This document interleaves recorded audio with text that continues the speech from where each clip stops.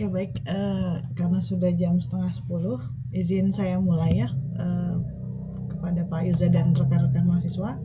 Suara saya terdengar dengan jelas atau putus-putus? Dengar dengan jelas, Bu. Jelas ya, oke, baik. Ya. Oke, bismillahirrahmanirrahim. Assalamualaikum warahmatullahi wabarakatuh. Selamat pagi rekan-rekan semuanya. Hari ini kita akan mengadakan kegiatan rutin pertemuan perkuliahan wawasan global TIK di pertemuan ketiga kita. Nah, insya Allah hari ini kita akan kedatangan narasumber dari Bandung Teknopark, Bapak Yuza Reditya Murti. Beliau adalah Kepala Urusan Kekayaan Intelektual dan Transfer Teknologi di bagian Solusi Teknologi Bandung Teknopark. Beliau akan menjelaskan, memberikan wawasan kepada rekan-rekan terkait pengalaman beliau dan juga teknologi web yang sedang berkembang saat ini. Semoga teman-teman bisa mencari tahu ya apa saja perkembangan teknologi melalui beliau, dan jika ada yang ingin ditanyakan silahkan langsung chat saja di ini tempat chat, atau nanti kita akan ada sesi tanya jawab. Untuk Pak Yuza nanti akan memberikan pemaparan materi langsung. Waktunya mungkin sekitar 1 jam ya, 50 menit, kemudian kita akan ada tanya jawab kemudiannya. Oke, kira-kira, oh ya, sebelumnya saya bacakan sedikit biodata beliau. Bapak Yuza Reditya Murti STMkom adalah salah satu kepala urusan yang tadi saya sebutkan di BTP. Kemudian beliau juga saat ini tinggal di ini ya Pak ya, Bojong Soang. Nah, jadi kalau teman-teman bisa mau main bisa ke sana ya, dekat teman-teman. Beliau lahir di Sragen 4 Desember 1987.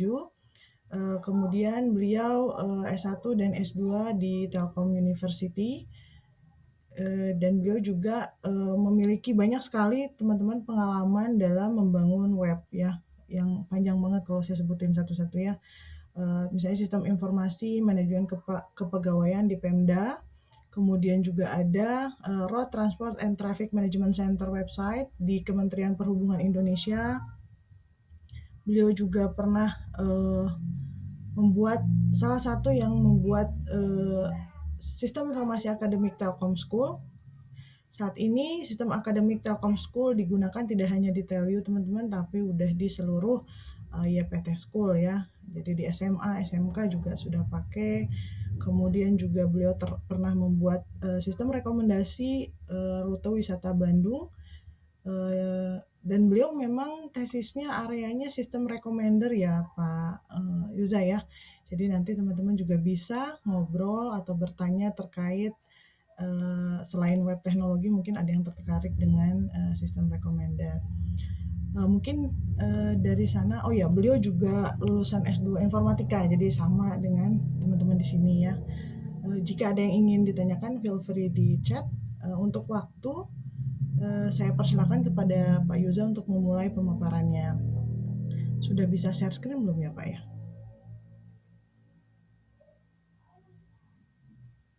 Belum bisa ya? Sudah, Oh, Bu. sudah. Oke, saya stop share dulu ya.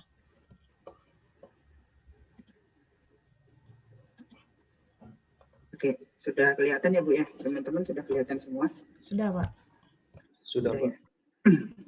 Baik, terima kasih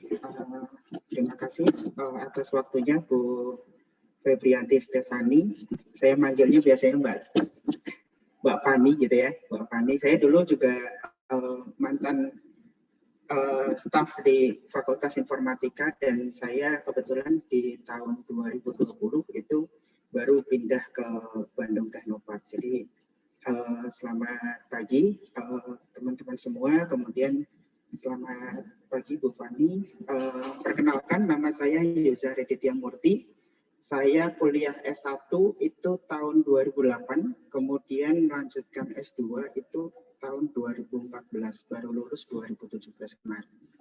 Kemudian saya berpindah dari Fakultas Informatika ke Bandung Teknopark itu sekitar bulan November 2020. Jadi memang saya masih newbie juga di teknologi web gitu ya. Jadi di sini mungkin paparannya lebih ke cerita, lebih juga cerita tentang apa sih yang lagi happening gitu di web technology trend 2020 dan 2021, dan apa-apa saja tantangan yang sedang viral yang mungkin sebagai bekal gitu ya, sebagai bekal teman-teman dalam mempelajari web teknologi. Jadi perkembangan yang paling pesat dari semua bahasa pemrograman itu salah satunya adalah di bidang web. Jadi di bidang web ini ya, karena memang kita sudah berpindah dari desktop based menjadi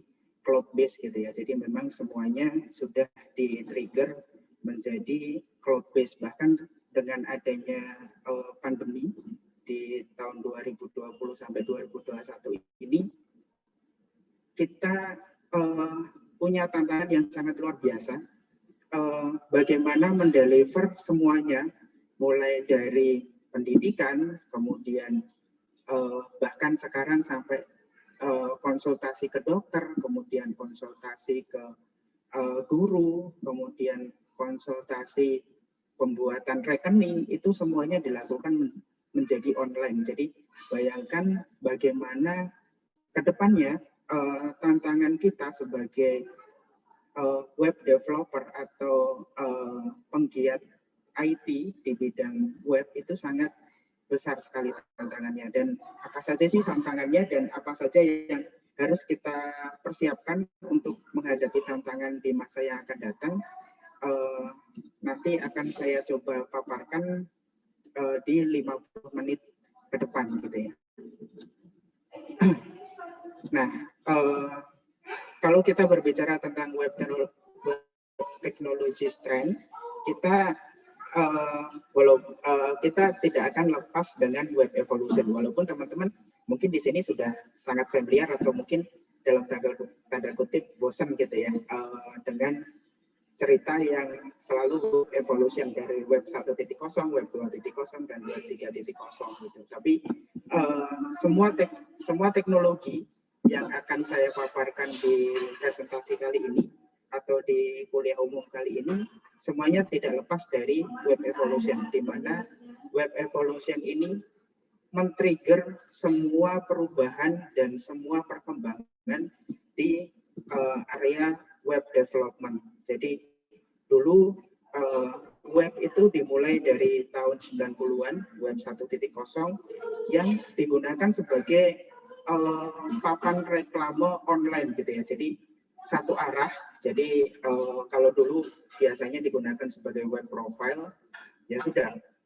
Web profile perusahaan itu digunakan oleh perusahaan, kemudian dilihat oleh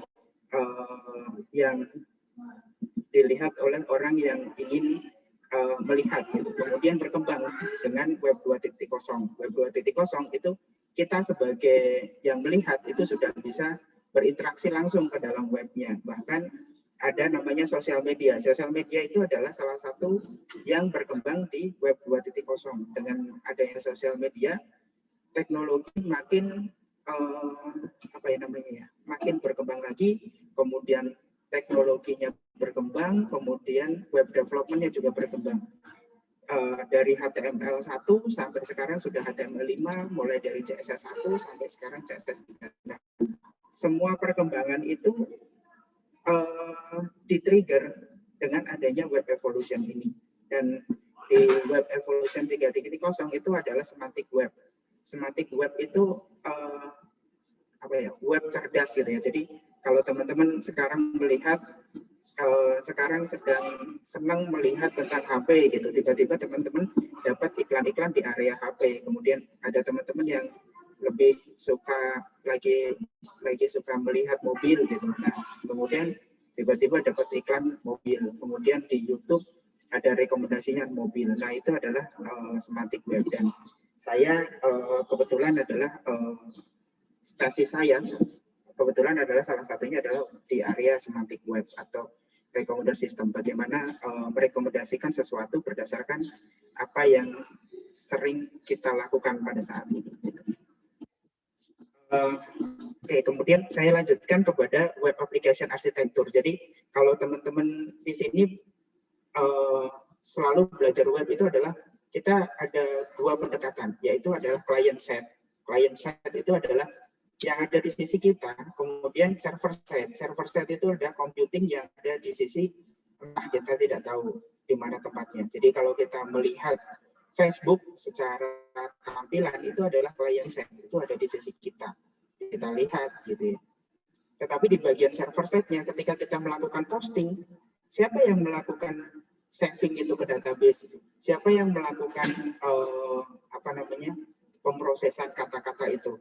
Nah, kita tidak tahu. Nah, server side inilah tantangan bagi kita sebagai developer. Bagaimana cara kita menyajikan sebuah website yang dapat digunakan oleh orang banyak gitu. Kemudian web application component, jadi yang akan saya jabarkan di pertemuan kali ini adalah yang pertama adalah structural komponen. Kemudian ada client komponen, kemudian ada server komponen, kemudian yang terakhir nanti ada deployment. Bagaimana cara kita mendeploy ketika kita sudah mengembangkan website. Ada banyak sekali pendekatan-pendekatan dan perkembangan-perkembangan di area deployment. Jadi kalau dulu atau sekarang kita belajar, teman-teman belajar mendeploy sebuah web, ya sudah di hosting, webnya dikasih domain, kemudian selesai gitu ya. Tapi bagaimana kalau kita membuat aplikasi yang large scale gitu ya, seperti Facebook, apakah caranya sama? Nanti akan coba saya jabarkan ke teman-teman. Kemudian berikutnya adalah model web application component. Jadi kalau kita berbicara web, kita hanya akan web development ya. Ini lebih ke web development. Kita akan nanti akan menemui use case di mana kita menggunakan satu web server, kita menggunakan satu hosting, kemudian menggunakan satu database.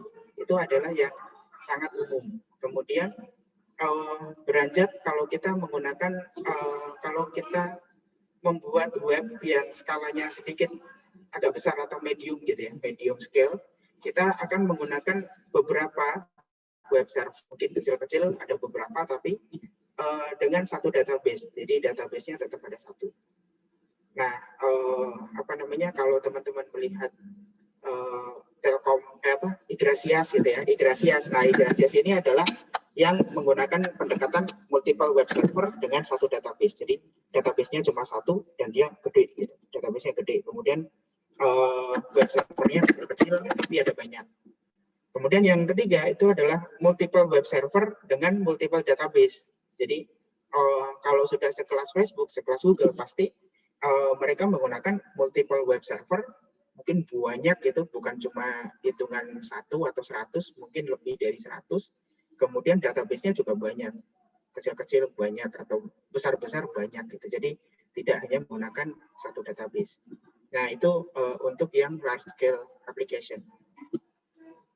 Kemudian apa aja sih type of web application architecture yang lagi tren sekarang atau yang lagi viral sekarang gitu ya, yang lagi happening. Yang pertama adalah single page application. Nanti akan coba saya terangkan apa itu single page application. Kemudian yang kedua itu adalah microservice. Jadi mungkin teman-teman sudah sering dengar atau mungkin sekarang sudah mulai mencoba bagaimana mendevelop aplikasi dengan menggunakan pendekatan microservice, atau mungkin sudah ada yang pro di bagian microservice. Nah, kemudian perkembangannya dari microservice itu adalah serverless architecture. Apa sih serverless architecture, apa microservice, dan apa single page application? Saya coba jelaskan di slide berikutnya. Yang pertama adalah single page application. Nah, single page application ini kalau teman-teman tahu page halaman web yang sekarang teman-teman lihat, misalkan melihat detik.com gitu ya.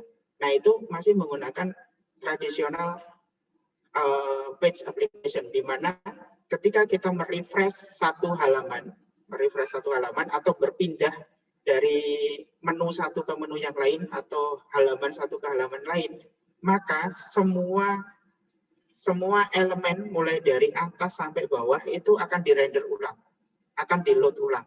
Jadi Kalau teman-teman membayangkan satu halaman itu misalkan berapa ya? Misalkan 500 kilobyte gitu ya, 500 kilobyte. Nah, kalau merefresh halaman itu berarti kuota teman-teman akan berkurang sebanyak 500 kilobyte untuk merender satu page gitu. Itu bukan hanya berkaitan dengan kuota ya. Kalau kuota ya pasti kita sebagai pengguna internet ya sangat aware dengan jumlah kuota, walaupun sekarang kuota itu sudah bukan hitungan megabyte atau kilobyte tapi sudah gigabyte gitu ya. Tetapi juga berkaitan dengan kecepatan. Kalau kita meload mulai dari atas sampai bawah berarti kan lama gitu ya. Waktu yang diperlukan itu lebih lama. Nah, muncullah satu pendekatan gimana cara merefresh web, khususnya kalau ini berkaitan dengan aplikasi gitu ya, seperti Igrasias yang kita sering berpindah-pindah tempat, kemudian insert sesuatu. Kalau selalu merefresh page, kalau kita input satu data nggak masalah. Kalau kita menginput 100 data capek kalau harus menunggu page itu merefresh 100 kali gitu ya, karena memang waktu yang diperlukan lebih lama. Nah, muncullah pendekatan namanya single page application, di mana server atau halaman itu akan berganti sesuai yang kita inginkan, sesuai yang ingin kita load. Jadi misalkan kalau data itu pengen yang di load itu hanya di bagian tabel atau di bagian konten, jadi header, footer, menu di samping kiri, menu di samping kanan itu tidak perlu di-reload kembali, itu bisa. Atau yang di reload cuma headernya aja, jadi header ke bawah itu, konten ke bawah itu tidak perlu di-reload, itu bisa. Nah, dengan menggunakan single page application berarti kita sudah mengefisiensikan satu proses. Jadi tidak harus mereload mulai dari awal halaman sampai akhir halaman. Nah, kemudian apakah single page application itu paling baik? Bukan seperti itu pendekatannya. Jadi kalau tradisional sama single page application itu sesuai dengan kebutuhan. Jadi ada kekurangan, salah satunya adalah kalau kita pengen membuat aplikasi website yang berisi konten yang kita sangat aware terhadap search engine optimization, nah single page sangat tidak CEO. Jadi dengan menggunakan single page application itu nggak cocok untuk yang bentuknya blog gitu.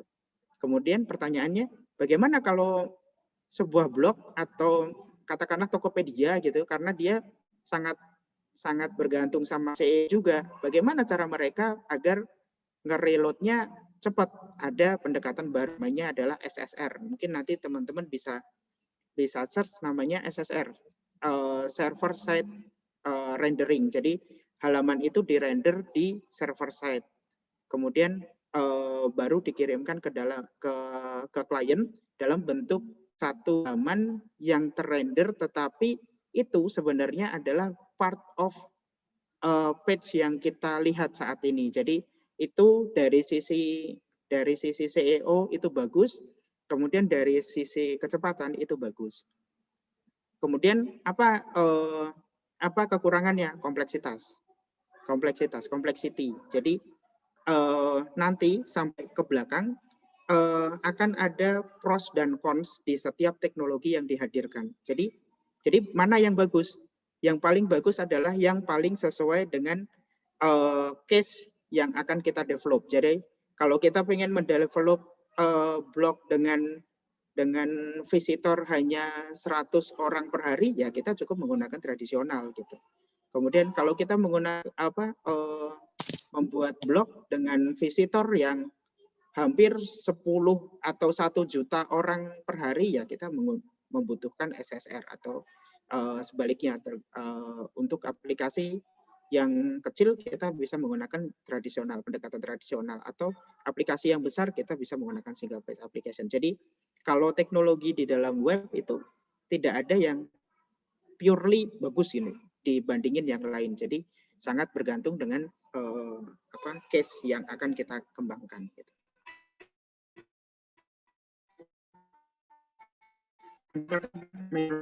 Jadi kalau zaman saya belajar pemrograman web itu yang kita pelajarin itu adalah namanya monolitik arsitektur. Monolitik arsitektur itu kita tidak memisahkan antara layer user interface dengan business logic. Jadi kalau kita katakanlah kita menggunakan PHP, kita menggunakan CI. Jadi kita menggunakan CI itu adalah monolitik. Jadi kita tidak memisahkan antara business logic dengan user interface. Jadi semuanya langsung menyatu di dalam satu tempat gitu. Kemudian untuk data interface itu juga dalam satu workspace yang sama. Kemudian dengan menggunakan single database, biasanya database-nya satu. Jadi even dia aplikasinya besar, misalkan Yggdrasil itu kan aplikasinya sangat besar, tapi dia masih dikatakan monolitik karena semuanya masih bercampur dalam satu engine, walaupun engine-nya bisa kita pisah-pisahkan kecil-kecil gitu ya, tetapi itu masih tergolong monolitik karena semua engine-nya itu masih menyatu dalam satu kesatuan. Nah, kemudian berkembanglah namanya microservice arsitektur. Microservice arsitektur itu kita bisa memisahkan semua walaupun dalam satu page itu kita bisa pisahkan menjadi service-service yang kecil-kecil. Contohnya seperti ini. Kalau monolitik Yggdrasil gitu ya. Kemudian kelebihan beban, kemudian failed gitu ya. Crash atau failed atau ada bug-nya, atau servernya down gitu ya, servernya mengalami kerusakan, maka seluruh aplikasi Yggdrasil itu tidak bisa diakses. Betul ya. Jadi kita sering mengalami Yggdrasil itu down, crash gitu. Nah, berbeda kalau kita melihat aplikasi Gojek atau webnya Tokopedia misalkan. Kalau walaupun dalam satu page di situ ada katalog gitu ya, di situ ada katalog. Kemudian di bagian atas itu ada menu profile, kemudian ada balance uang kita gitu ya, informasi uang kita. Nah, kalau ada salah satu service yang fail, misalkan ketika merefresh halaman, kemudian ada satu bagian yang masih loading.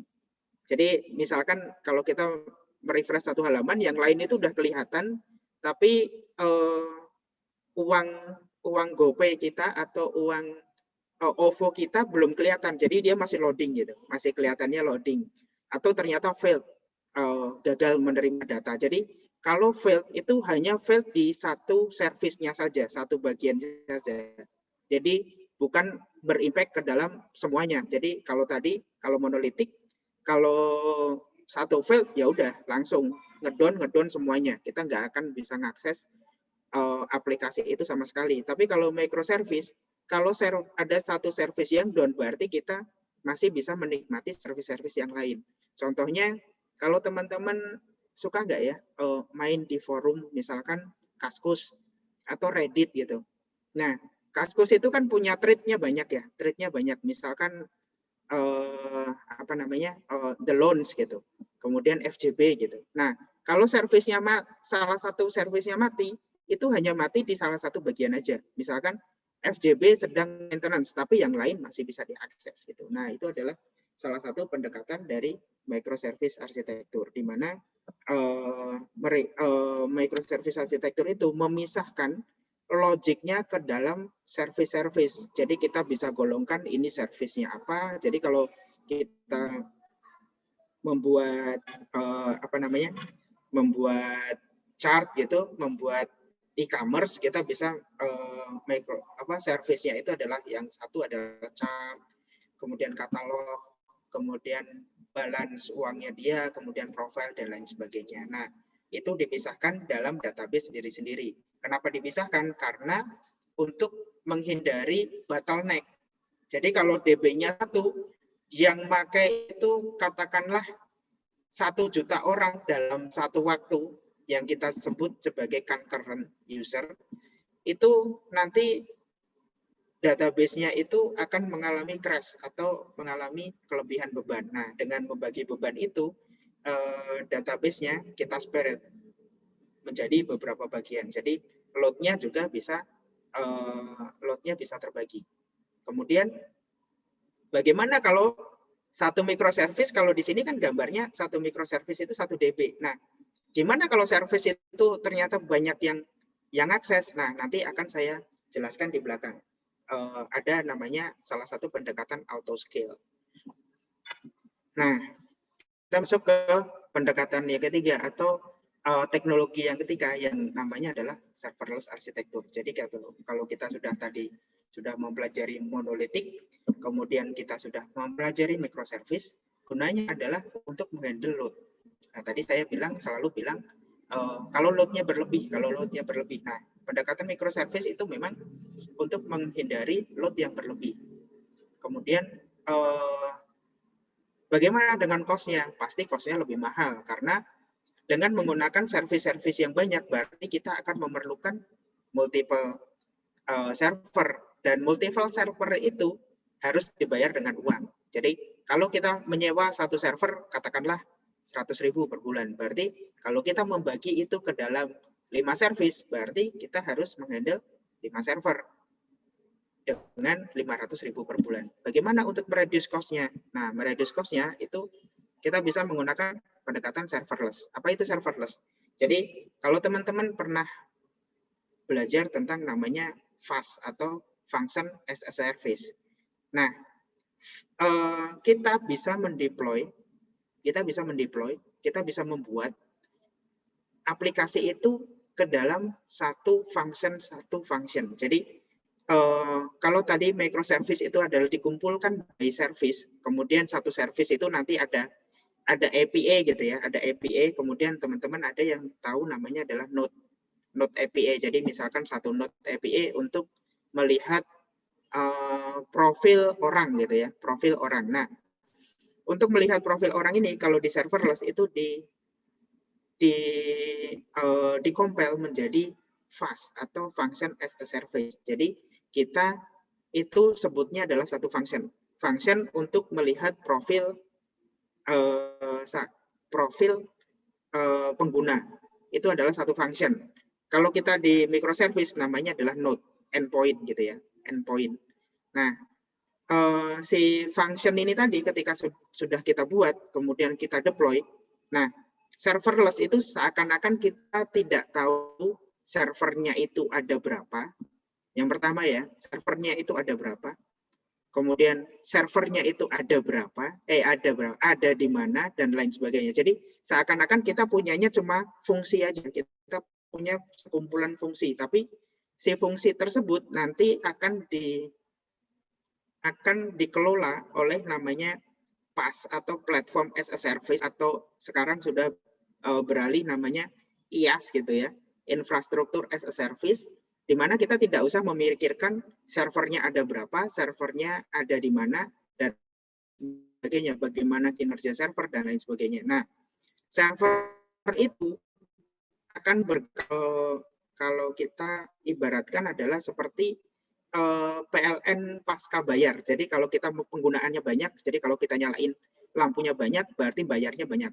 Kalau nggak ada lampu sama sekali, atau nggak ada pengunjung sama sekali, atau pengunjungnya cuma satu, atau pengunjungnya bahkan 0 gitu, kita tidak perlu membayar. Beda seperti pendekatan microservice atau monolitik. Kalau microservice dan monolitik itu kan berarti servernya nyala terus kan, ada atau tidak adanya pengguna itu servernya nyala terus. Nah, kalau serverless akan kita tidak memanage server sama sekali. Tahu adalah kita punyanya cuma fungsi gitu.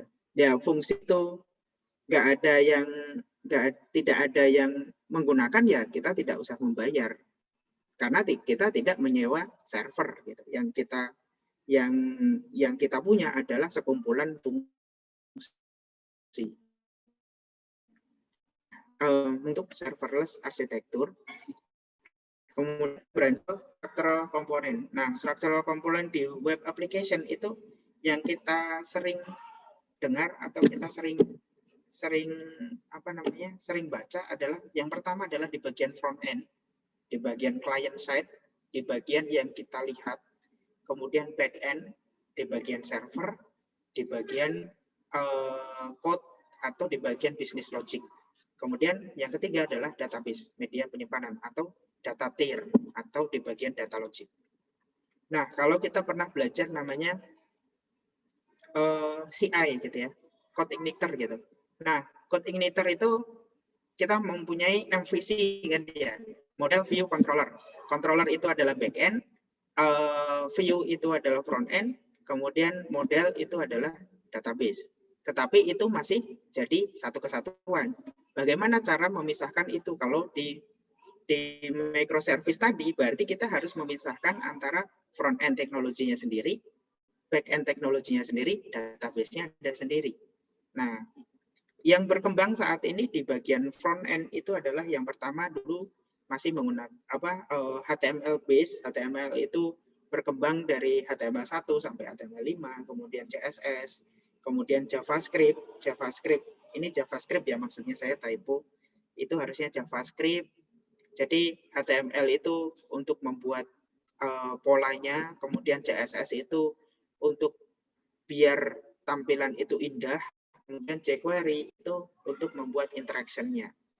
Kemudian ada pendekatan PHP, kalau kita dulu masih menggunakan PHP atau Java atau apapun yang bentuknya bahasa pemrograman, kita masih menggunakan monolitik. Semua code-nya itu digunakan untuk membangun mulai dari back end, front end, sampai ke interaksi dengan data. Kemudian ada namanya framework CSS, namanya Bootstrap. Ada Bootstrap, kemudian ada yang dari Google itu Materialize, kemudian ada SCSS dan lain sebagainya, ada SAS gitu ya. Kemudian ada frameworknya JavaScript. Nah, yang paling banyak berkembang sekarang itu adalah frameworknya JavaScript. Bahkan ada framework yang digunakan untuk memisahkan antara front end dengan back end. Nah, itu sangat-sangat berkembang sekarang dan sekarang lagi boleh dikatakan itu perkembangan yang paling booming untuk saat ini. Mungkin teman-teman sudah pernah namanya dulu pendekatan yang pertama itu adalah jQuery, kemudian yang modern lagi adalah React.js. React.js itu dikembangkan oleh Facebook, kemudian ada Vue. Vue itu bukan miliknya pengembang besar, kemudian Angular punyanya Google, kemudian ada Nux, kemudian ada Next, kemudian ada banyak lah. Kalau sekarang makin banyak perkembangannya. Nah, itu adalah di bagian perkembangan di bagian front end. Kemudian sudah memulai memisahkan kan, sudah memulai memisahkan diri. React itu bisa berjalan sendiri, dia hanya butuh di bagian front end-nya saja. Kemudian Vue itu bisa front end-nya saja. Bahkan pendekatan yang sekarang itu bisa kita build menjadi static page. Jadi tidak ada itu hanya sebagai page biasa gitu. Maksudnya tidak ada lagi pemrosesan business logic di situ. Jadi sangat bisa kita build menjadi static page yang cuma HTML biasa gitu. Kemudian di bagian back end kita bisa menggunakan PHP gitu ya. Kalau kita menggunakan bahasa pemrogramannya PHP. Kemudian framework yang sekarang lagi booming adalah Laravel. Kemudian CI 4.0, kemudian ada YII gitu ya, ada Symfony gitu. Kemudian Node. Nah, Node.js ini adalah JavaScript yang dipakai di server side gitu. Jadi bahasa JavaScript yang dipakai di server side itu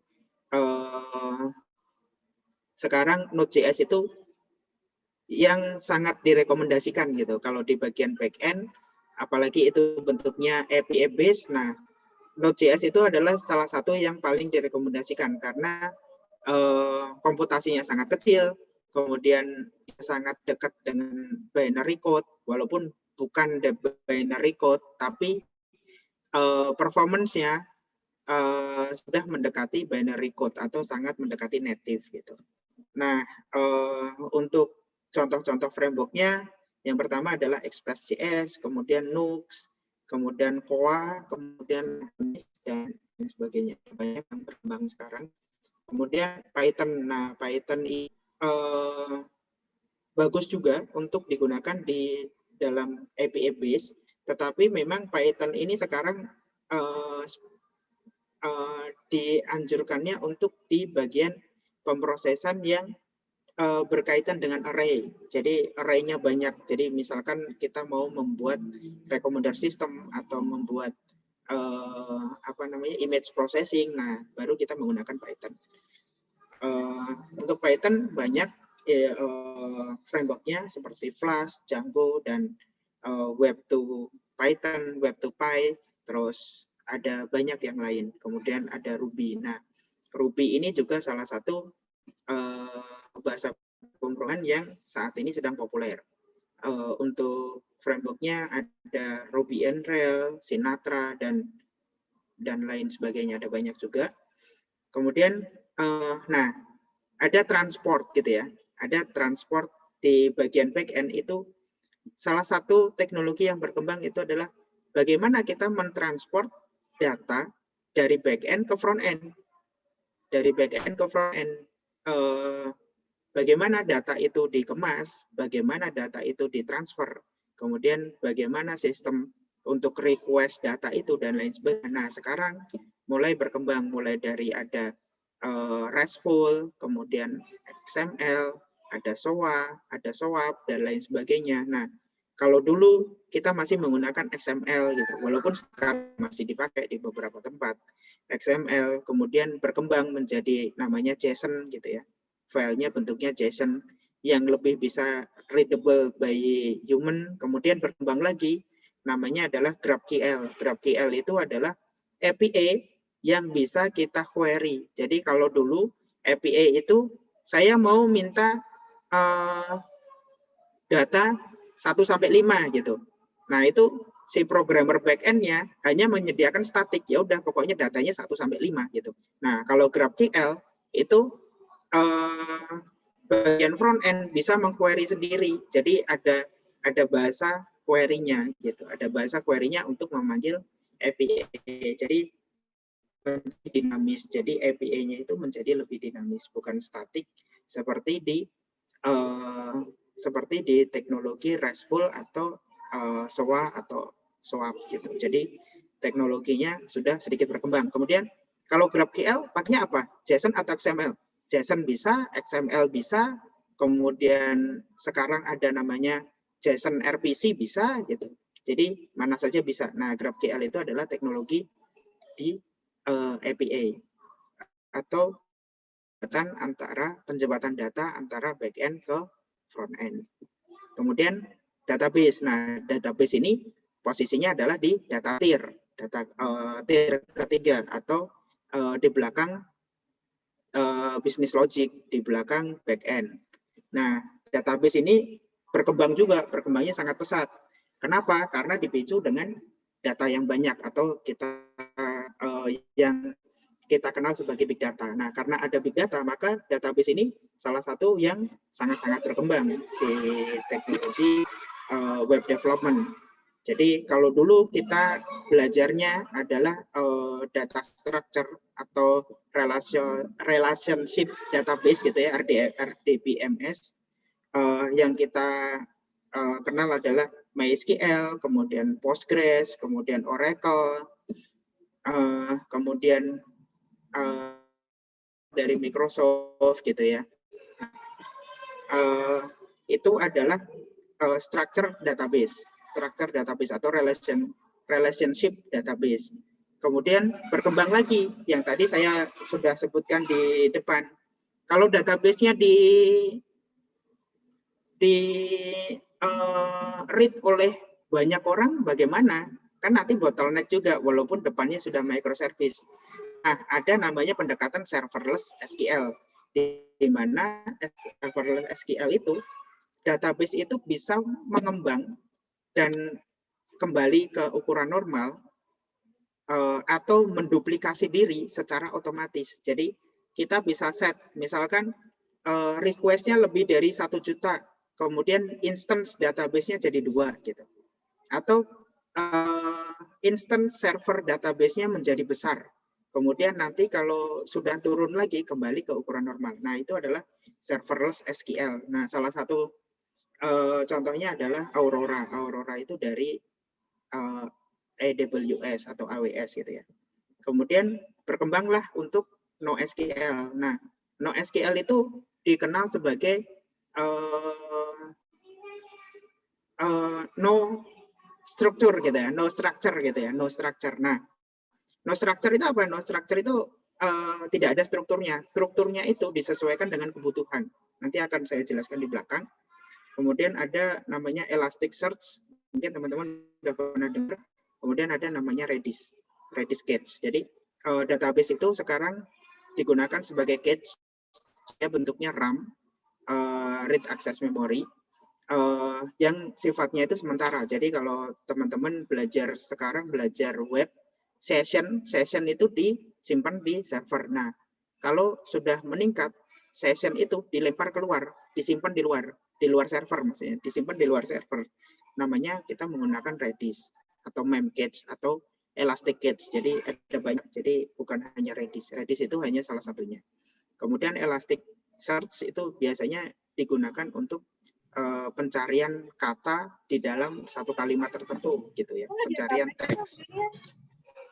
Nah, ini adalah perkembangan di bagian front end teknologi. Jadi dulu kita mengenal HTML4, kemudian XHTML4, HTML5, kemudian CSS1, CSS2.1, kemudian CSS3. Nah, itu perkembangannya sangat-sangat banyak dan itu semakin ke sini bukan semakin memperberat developer, tetapi sebenarnya adalah semakin mempermudah developer gitu. Jadi kalau dulu menggunakan CSS2, saya adalah salah satu orang yang sangat adalah saksi sejarah dari HTML4 ke HTML5, bagaimana itu mempermudah hidup saya, kemudian dari CSS2 ke CSS3 gitu. Kemudian yang ketiga adalah JavaScript. Jadi JavaScript tadi untuk interaction. Jadi JavaScript itu sebenarnya namanya adalah ECMAScript gitu ya, ECMAScript. Cuma terkenalnya namanya adalah JavaScript. Itu berkembang mulai dari nanti keluar Angular, kemudian ada React, kemudian muncul Vue.js, kemudian muncul ES8 dan ES 2018. Nah, itu adalah perkembangan JavaScript, di mana perkembangan ini salah satunya adalah di-trigger dari evolution web application tadi. Kemudian ini di bagian back-end teknologi, di mana ada top 10 programming language yang biasa digunakan untuk back-end, mulai dari Python, C, Java, C++, C#, miliknya Microsoft, kemudian R programming biasanya digunakan untuk pemrosesan array skala besar atau pemrosesan data image gitu ya, data image atau data yang bentuknya array yang sangat besar gitu. Biasanya untuk data mining atau untuk untuk kebutuhan AI gitu. Kemudian ada namanya JavaScript yang sekarang sangat berkembang, yang sekarang jadi salah satu acuan utama dalam pembuatan back-end teknologi. Nah, kemudian muncul kalau PHP itu sudah sangat familiar, kita mungkin semuanya sudah belajar PHP, kemudian muncul Go atau Golang. Itu dikembangkan oleh Google dan itu levelnya adalah level sangat bawah. Jadi pemrosesannya adalah pemrosesan native dan itu sangat-sangat kencang sekali karena bisa di-compile menjadi binary code. Kemudian untuk database, nah ini yang tadi database teknologi itu yang kita kenal sampai sekarang itu adalah relational database. Kemudian in-memory database itu adalah yang tadi ada Redis, ada Memcache, ada Elastic Cache gitu. Kemudian ada web scale atau NoSQL atau non structure gitu ya, non structure database. Nah, non structure database itu sampai sekarang itu ada 4 tipe yang disesuaikan dengan kebutuhan yang tidak bisa dikerjakan di relasional. Jadi kalau kita bentuknya transaksional ya pasti kita menggunakan relasional. Tapi kalau bentuk yang lain, misalkan bentuknya graph, kita tidak bisa menyimpan itu dalam relasional. Atau bentuknya key pair, atau bentuknya column family, atau bentuknya dokumen. Kita kan tidak bisa menyimpan itu dalam relasional. Makanya berkembanglah namanya NoSQL atau no structure, yang strukturnya itu bukan relasional. Nah, itu ada key value, ada column value, ada graph. Ada, kalau graph itu Neo4j, kalau teman-teman pernah belajar Neo4j. Terus kalau dokumen itu ada MongoDB, kemudian ada DynamoDB, kemudian ada Cassandra untuk column family, kemudian key value itu salah satunya adalah Redis tadi, dan lain sebagainya. Jadi non-SQL itu kalau kita ingin menyimpan data yang bentuknya bukan relasional. Gitu.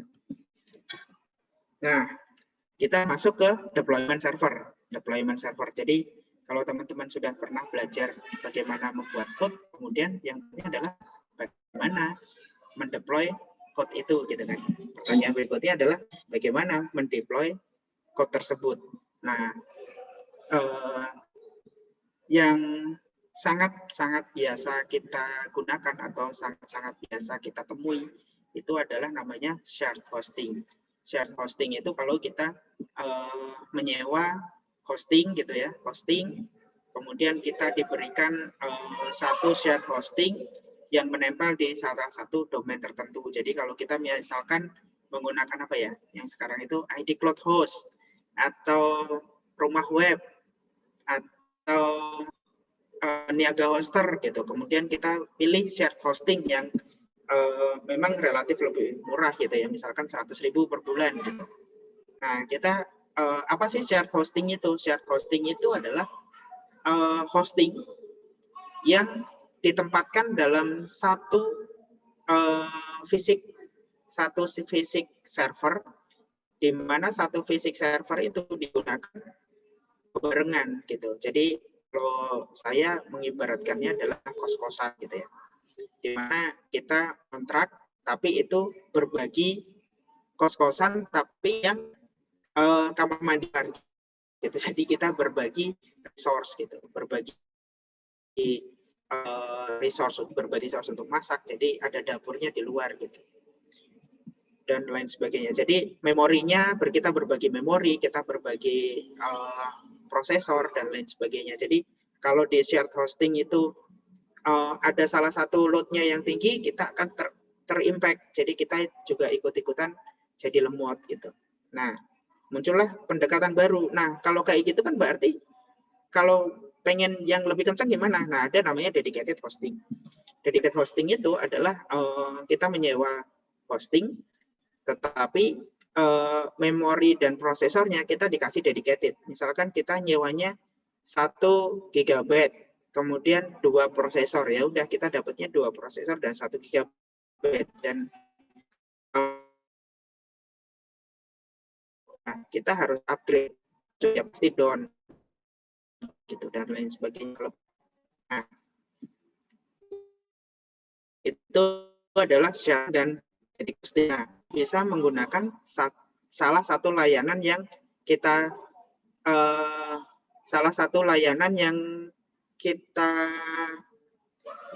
yang kita subscribe gitu ya, yang kita langgan gitu.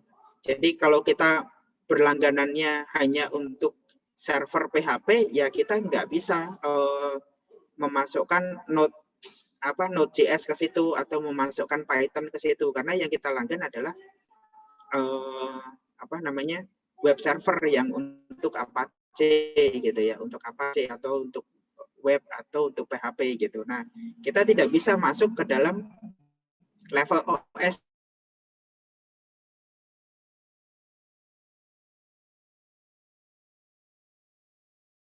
Kalau itu Nah, muncul namanya adalah VPS. VPS adalah Virtual Private Server, di mana kita bisa maintain sampai ke level OS. Kita maintain sampai ke level OS. Makanya kalau saya butuh apa namanya tadi, kita butuh node, kita butuh server node, butuh npm gitu. Ya udah kita tinggal install gitu. Nah, VPS hosting ini biasanya pasti dia dedicated. Memorinya tersedia dedicated, kemudian prosesornya tersedia dedicated, bahkan hard disknya juga dedicated. Jadi hard disknya kita cuma subscribe atau berlangganan sebanyak 8 GB. Ya udah kita hanya bisa menyimpan 8 GB file di situ. Nah, berikutnya adalah cloud hosting atau cloud processing atau cloud computing. Mohon maaf, saya izin minum dulu.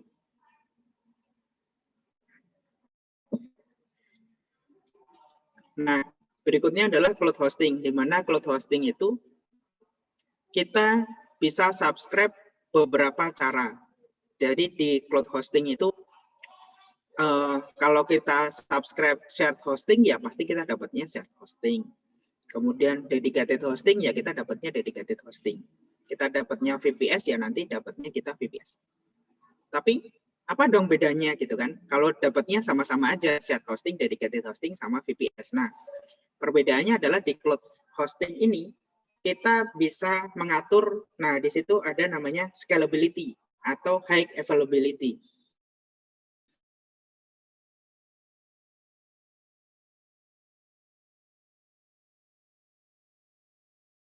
Misalkan server kita cuma 2 GB dengan RAM 2 GB dengan prosesor itu hanya 2 core gitu ya. Dual core gitu. Kalau sekarang kan multi core gitu ya, ada yang 8 core, ada yang 10 core gitu. Nah, kalau kita dapatnya cuma 2 core terus 8 GB, kalau di cloud hosting kita bisa set. Kan tadi bilang kalau pengunjung dari atau nggak cukup, misalkan RAM-nya itu nggak cukup, silahkan saya izinkan duplikasi server itu. Jadi VPS-nya jadi ada 2 gitu. Jadi yang tadinya udah mau habis RAM-nya, kemudian RAM itu tiba gede gitu. Jadi belas gitu. Kemudian bisa di-handle 8, dia akan kembali ke bentuk semula. Nah, itu adalah scalability. Kemudian yang kedua itu adalah high availability. High availability itu servernya itu ada banyak. Jadi kalau tadi VPS, dedicated hosting, kemudian shared hosting, itu biasanya fisiknya itu ya cuma satu. Fisiknya itu cuma satu. Jadi kalau satu itu terbakar, biasanya kita dikirim email bahwa website kita sedang dalam maintenance gitu oleh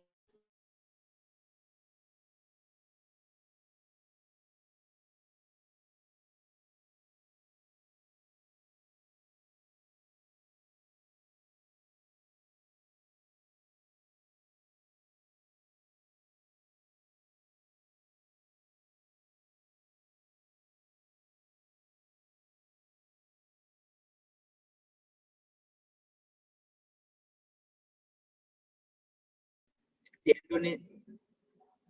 Indonesia itu di Indonesia itu semuanya meledak gitu. Nah, kita akan dipindahkan ke region Singapura atau region terdekat. Nah, itu adalah cloud hosting. Jadi di cloud hosting kelebihannya kita ada scalability sama high availability.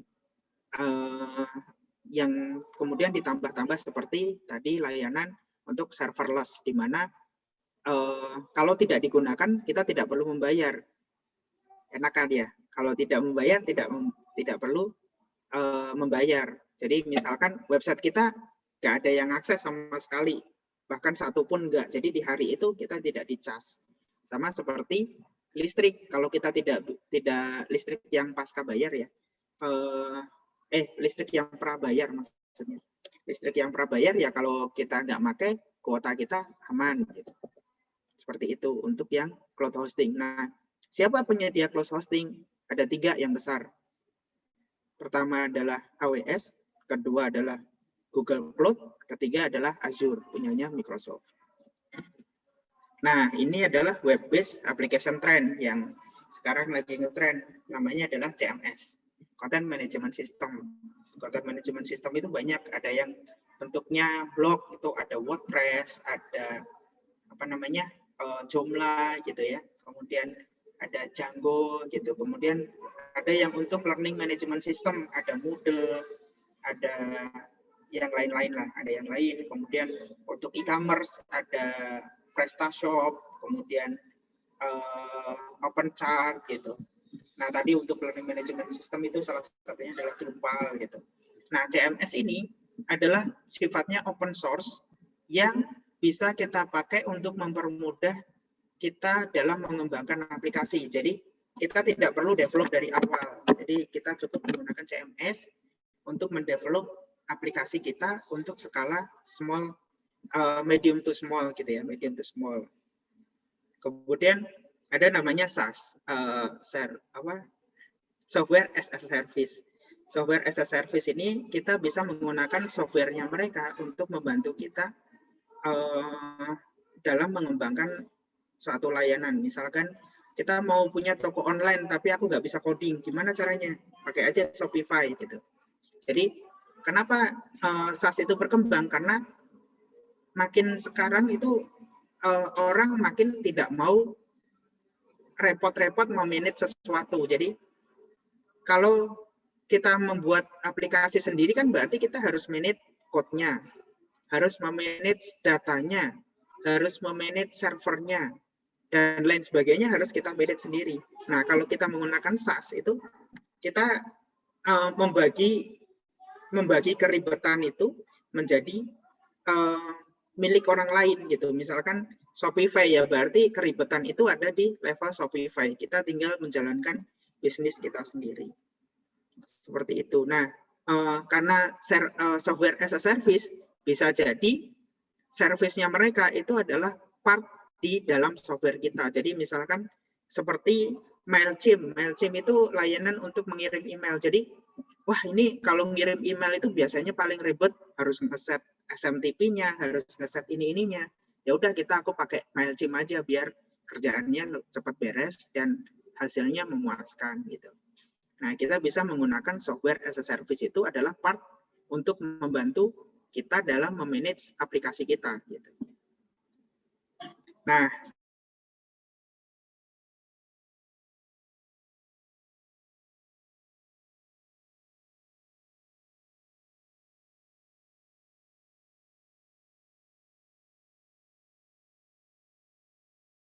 maksudnya operation gitu ya, sudah production, sudah dipakai dan itu sudah berjalan. Kemudian mau menambahkan satu fitur, gimana caranya? Kalau caranya zaman dulu kan berarti kita coding, kemudian ngupload filenya ke dalam hosting gitu ya, ngupload satu file ke dalam hosting. Kemudian hostingnya di-refresh, jalan lagi gitu. Nah, kemudian ya kalau jalan, kalau ternyata ada bug, berarti di seluruh Indonesia misalkan aplikasi teman-teman itu sudah dipakai di 10 cabang misalkan. Berarti ketika ada error, 10 cabang ya error semua. Kan itu sangat beresiko ya. Nah, ada namanya pendekatan terbaru, ini adalah yang lagi berkembang saat ini adalah mulai dari continuous integration, continuous delivery, sampai continuous deployment. Di mana kita membuat aplikasi, kemudian mengetesnya itu secara otomatis, jadi ada white box testingnya. Kemudian dilanjutkan menjadi deploy-nya juga otomatis, jadi nanti deploy ke sistemnya otomatis. Kalau di sini ada deploy to stage, ada server staging namanya, server staging. Nah, di server staging itu dicek dulu sama namanya QA atau quality assurance, itu dilakukan black box testing. Di deploy ke situ, baru dilakukan seperangkat testing. Kalau sudah oke, baru di deploy ke production. Dan itu semuanya sudah dilakukan menjadi otomatis, menjadi otomatis. Bagaimana caranya? Nah, ini adalah CI/CD ekosistemnya. Untuk code deployment, untuk code-nya kita biasa menggunakan Git. Kemudian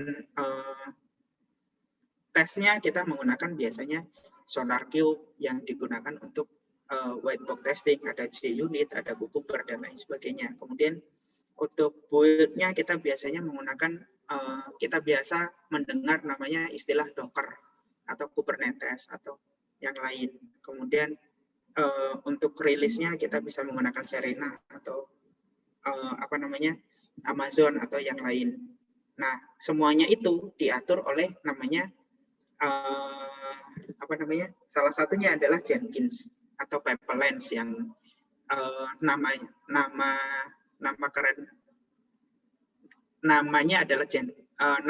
adalah pipelines. Salah satu pipelines yang sangat-sangat terkenal itu adalah Jenkins, atau ada yang lain juga sih, ada pipelines AWS juga ada dan lain sebagainya. Nah, ini adalah arsitektur modern web apps development arsitektur yang salah satu contohnya aja. Nah, ini contohnya kebetulan adalah yang digunakan untuk pengembangan produk di BTP, di Solusi Teknologi. Jadi Solusi Teknologi itu saat ini sedang mengembangkan tiga produk bentuknya SaaS, Software as a Service. Nah, kita menggunakan untuk metode development-nya adalah arsitekturnya seperti ini. Mungkin seperti itu yang bisa saya sampaikan. Jika ada yang mau ditanyakan, kita bisa diskusi lebih lanjut dan bisa ditanyakan kepada saya. Baik. Oke, baik. Terima kasih Pak Yuza atas paparannya. Ini kayak mengkupas dari ujung ke ujung gitu ya Pak ya. Jadi dapat semua feeling mulai dari history sampai setiap item atau tahapan dalam membuat sebuah web, bahkan sampai teknologi-teknologi yang terbaru saat ini. Dipersilakan teman-teman, ada waktu sekitar 30 menit untuk berdiskusi. Jika ada yang ingin bertanya bisa sampaikan, bisa open mic. Jika tidak, kalau tidak ada, saya sudah ada beberapa pertanyaan. Cuma kita dahulukan mahasiswa. Dipersilakan teman-teman, ada yang ingin bertanya? Oh, di sini juga ada Pak ini ya, ada Pak Ive, ada Pak Yuslan. Jika ingin bertanya sangat dipersilahkan. Silakan teman-teman, ada yang mau bertanya?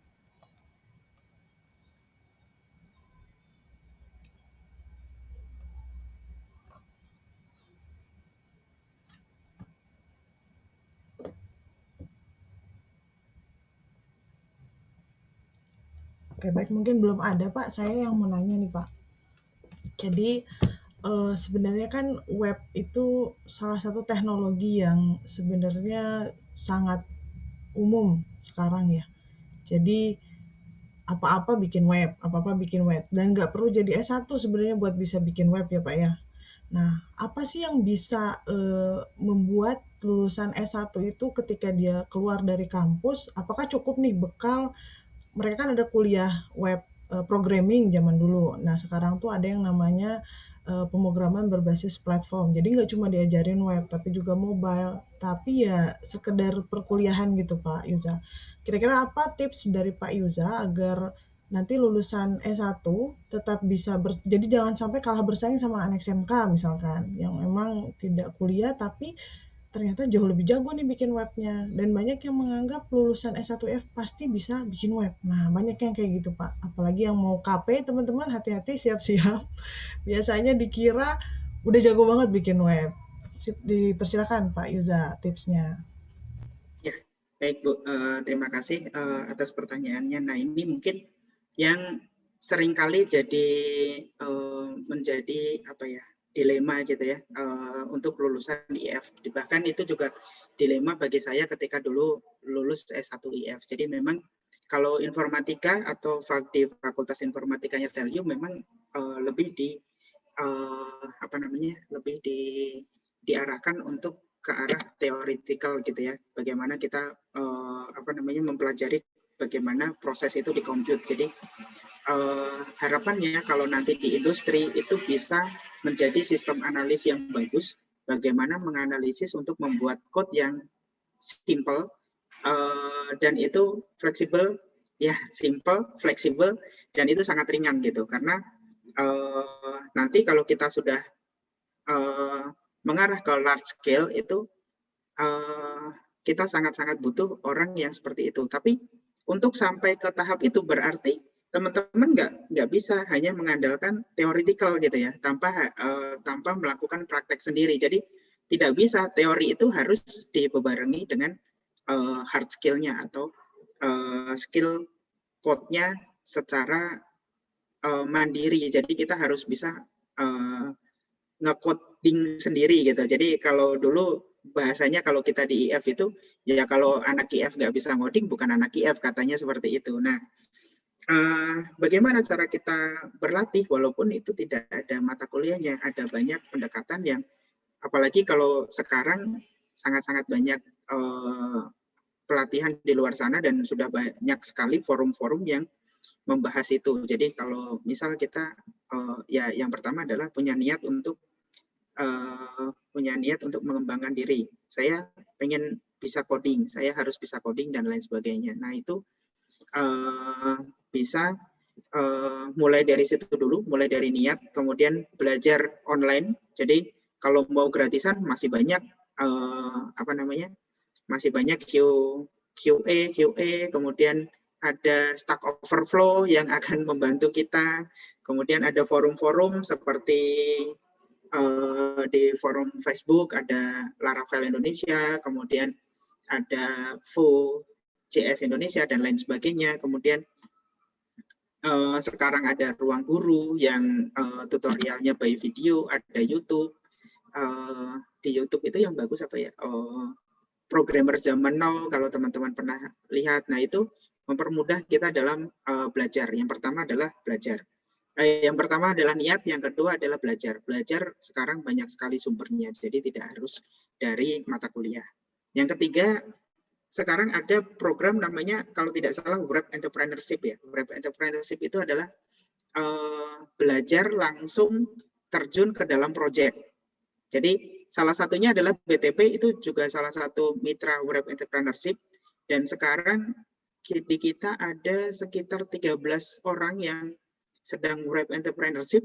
Jadi teman-teman yang nggak kosong sama sekali lah ya, maksudnya sudah pernah belajar coding, kemudian pengen menambah ilmu dan lain sebagainya, kenapa nggak langsung terjun ke project gitu, langsung terjun ke project, belajar bagaimana pembuatan aplikasi itu seperti apa sih, pembuatan web itu seperti apa, kemudian dan itu bisa dikomparasi menjadi SKS, bisa menjadi mata kuliah. Nah, itu program yang sangat bagus menurut saya untuk pengembangan diri. Jadi yang pertama niat, kedua belajar, yang ketiga praktek.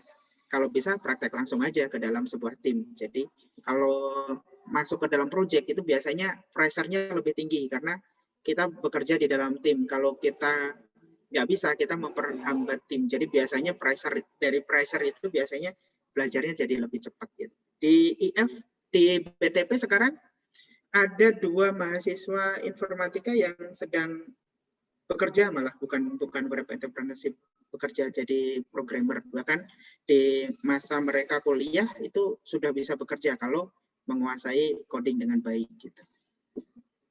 Gitu, Bu. Oke, terima kasih Pak Yuza atas jawabannya. Berarti benar ya teman-teman, ternyata kuliah itu tidak cukup ya, jadi cuma dengerin dosen ngomong terus udah aja gitu, itu ternyata tidak cukup. Jadi teman-teman perlu juga menambah skill lain, dan betul kata Pak Yuza, kayaknya Google itu jauh lebih smart dan dosen itu manusia, kapasitas otaknya segitu-gitunya, tapi kalau di Google kalian bisa eksplor banyak sekali hal, terutama yang web ini. Bener ya Pak Yuza bahwa kayaknya ini teknologi yang seakan-akan minimal basic anak IT ya, anak IT secara umum harusnya bisa bikin. Dan sekarang sepertinya bikin web itu juga sudah dipermudah ya Pak Yuza, nggak dari scratch kayak tadi yang Pak Yuza jelasin, makin banyak fastest way to go make some web gitu. Nah, ini ada pertanyaan dari Pak Ive. Bagaimana cara mengambil keputusan di antara opsi membuat web atau mobile apps? Nah, ini Pak, mobile apps. Mangga Pak Yuza, bagaimana menentukan kalau kita membuat sesuatu mendingan web atau mobile atau bahkan bot gitu? Masih di mute Pak Yuza. Nah, oke. tadi nge-freeze. Baik Bu, jadi kalau mobile atau web gitu ya, mobile atau web, nah itu adalah dua platform yang sedikit berbeda. Jadi kalau kita yang pertama adalah menentukan platformnya dulu, mau bikin aplikasi mobile atau aplikasi web gitu. Nah, terkadang saat ini memang banyak sekali aplikasi-aplikasi yang dikembangkan menjadi aplikasi mobile karena aplikasi mobile itu katanya lebih simpel, kemudian lebih mobile gitu ya. Kalau web itu kan kelihatan lebih apa namanya, lebih apa ya, lebih rumit gitu ya, nggak enak digenggam dan lain sebagainya. Nah, dari situlah makin banyak orang yang memilih untuk membuat aplikasi mobile. Sehingga sekarang itu kalau kita membuat aplikasi mobile itu musuhnya adalah dua. Yang pertama adalah kapasitas RAM dari HP, kemudian yang kedua itu adalah kapasitas memori di HP. Jadi kalau kita membuat aplikasi mobile, pastikan aplikasi kita ada yang menggunakan. Jadi kalau kita cuma membuat kemudian berharap itu digunakan, kalau itu dirasa tidak berguna, itu akan diinstal, waktu berguna aja, kemudian habis itu di uninstall. Betul ya. Jadi anggap aja lah sekarang itu e-commerce itu ada banyak, mulai dari Tokopedia, terus Bukalapak, Shopee, terus ada Blibli, JDID, dan lain sebagainya. Semuanya membuat aplikasi mobile. Saya yakin dari sini ada 197 peserta, itu tidak ada yang menginstal semuanya. Paling cuma 2 di antara 10 lah. 2 di antara 10. Nah, dia akan menginstal itu ketika momen-momen tertentu. Misalkan JDID bikin promo besar-besaran, ya kita nginstal JDID, sudah beli, habis itu diuninstall lagi karena tidak berguna. Jadi kenapa kita membuat aplikasi yang berharap itu digunakan, kemudian dan digunakan seterusnya. Nah, kalau memang kebutuhannya adalah, oh ini aplikasi pasti ada yang gunain, misalkan aplikasi untuk Telkom University, ada banyak mahasiswanya dan mahasiswa itu butuh sehari-hari butuh platform itu, ya kita akan jauh lebih praktis kalau itu digunakan untuk jauh lebih praktis kalau dibuat dalam mobile base gitu ya. Tapi kalau misalkan nih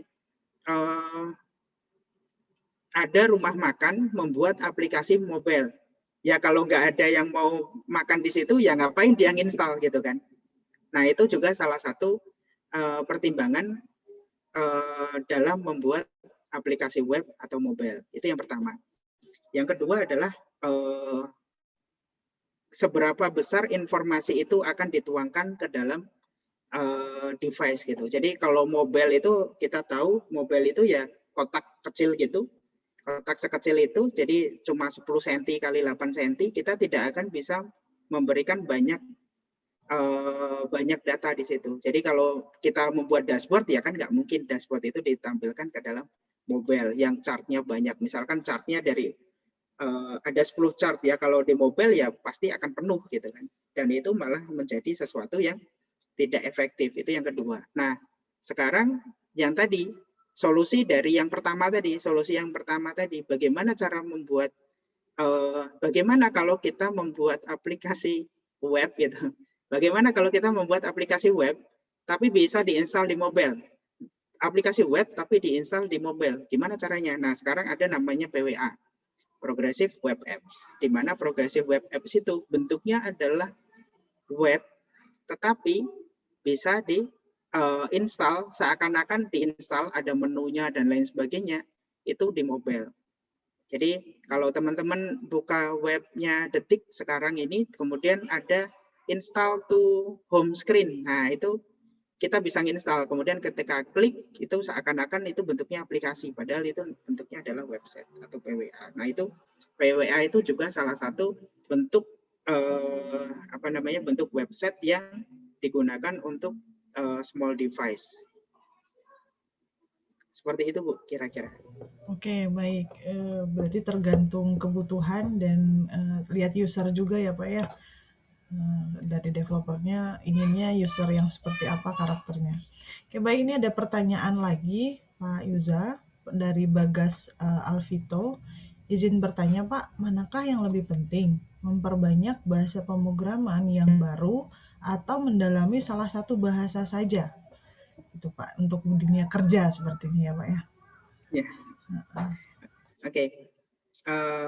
Jadi kalau dulu, kalau teman-teman pernah, ini angkatan berapa ya Bu ya?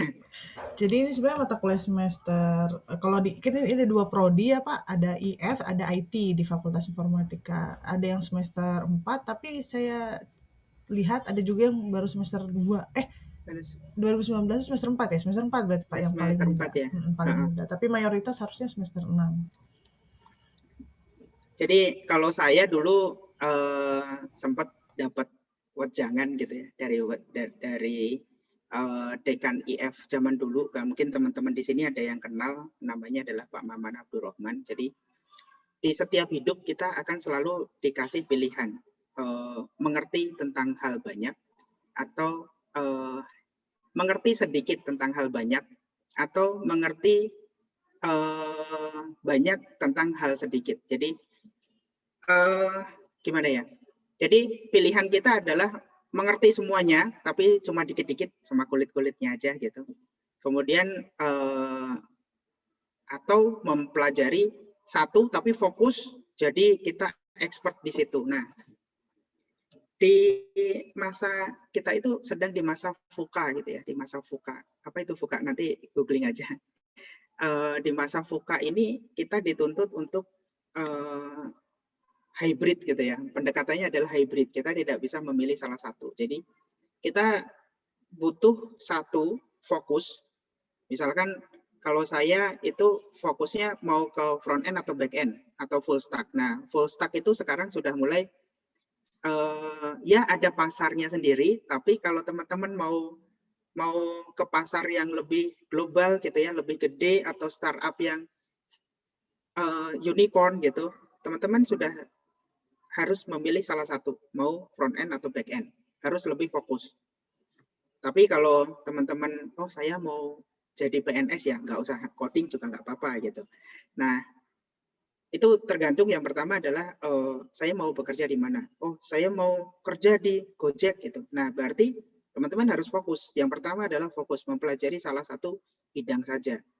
Kemudian saya back end. Oke, saya akan belajar tentang misalkan Java atau JavaScript. Jadi saya di back end itu kan banyak pilihan. Misalkan mulai dari Python sampai yang lain. Saya akan memilih salah satu yang sekarang mungkin di 2020 sampai 2025 itu masih happening. Mungkin teman-teman kan masih lulusnya 2 atau 3 tahun akan datang. Berarti saya akan mempelajari JavaScript, bahasa misalkan Node.js gitu ya, atau kalau di backend saya akan pakai Node.js. Ya udah, di situ fokusnya, di situ fokus satu, mempelajari itu sampai mengakar kemana-mana, bagaimana cara menggunakan Redis, bagaimana menggunakan MongoDB dan lain sebagainya. Tapi fokus di situ. Tapi kita juga harus tahu tentang hal-hal yang lain. Jadi kita jangan terlalu fokus di situ, kemudian kita kayak seakan-akan tuh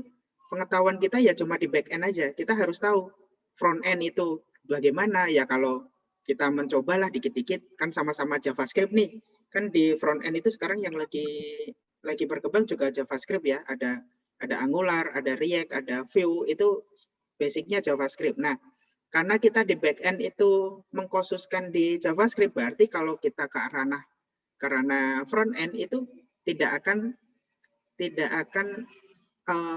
mempelajari learning curve-nya itu kecil gitu. Jadi kita juga tahu bagaimana di front end, tapi tidak perlu detail. Kemudian bagaimana sih database, perkembangannya bagaimana, NoSQL itu apa kelebihannya dibanding ini. Ya kalau disuruh query bisa, nggak nol sama sekali dan lain sebagainya.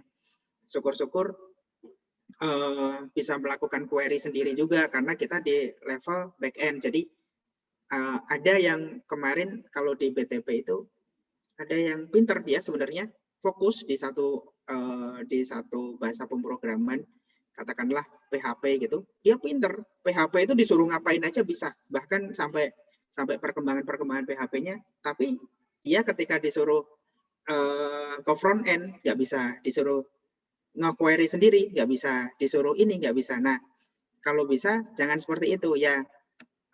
Bisa sedikit-sedikit, Pak, ngerti sedikit-sedikit. Oh ya udah, coba dipelajari. Nah, ketika mempelajari, kita di challenge mempelajari itu, learning curve kita itu pendek karena kita sudah pernah belajar itu. Jadi karena kalau di kita itu sekarang lagi di posisi VUCA itu ketidakpastiannya tinggi gitu ya, ketidakpastiannya tinggi. Jadi siapa tahu nanti di ranah-ranah berikutnya atau di kedepannya kita nggak tahu nih mau bekerja di bidang apa. Misalkan sekarang big data itu lagi keren. Kemudian kita fokus di big data terus. Kemudian nanti di 3 tahun kemudian big data itu mulai lesu. Ternyata yang dibutuhkan itu back end engineer katakanlah. Tapi kita nggak punya skill sama sekali di situ. Jadi kita akan learning curve-nya di masa datang itu tinggi gitu. Jadi kalau saya milih, kalau disuruh jawab gitu ya, disuruh menjawab dari perspektif pribadi adalah hybrid.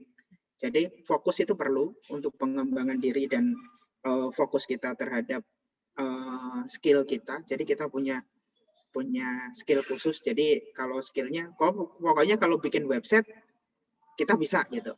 Tapi kita juga harus bisa tahu apa itu IoT, apa itu AI, apa itu di bagian front end, apa di bagian database dan lain sebagainya. Tapi mengertinya itu tidak terlalu dalam gitu terhadap di yang lain-lain. Atau di mobile, oh pernah mencoba aja, oh kayak gini tuh di mobile, ya udah sekedar tahu. Nah, kalau kita ternyata nanti kita kan nggak tahu ya di masa depan akan seperti apa karena uncertain kan, tidak pasti kan. Jadi kalau ternyata sekarang kita pelajarinnya misalkan mobile aja, kita nggak mau belajar yang lain. Pokoknya aku pengennya belajar mobile aja, yang lain mah nggak bisa gitu. Nah, itu biasanya yang blocking pribadi itu yang nanti akan memperhambat. Jadi kalau kita fokus jadi expert di satu bidang, kita harus mencoba untuk mempelajari hal yang lain juga gitu. Begitu sih, Bu. Oke, Begitu, kayaknya Pak. pertanyaannya jawaban Pak Yuza itu mengcover ada 3 pertanyaan yang mirip sebenarnya, Pak. Ya. Jadi, nah mungkin saya resume yang selanjutnya. Mendingan ikut tren sekarang atau gimana cara tahu kita harus menguasai yang mana, Pak?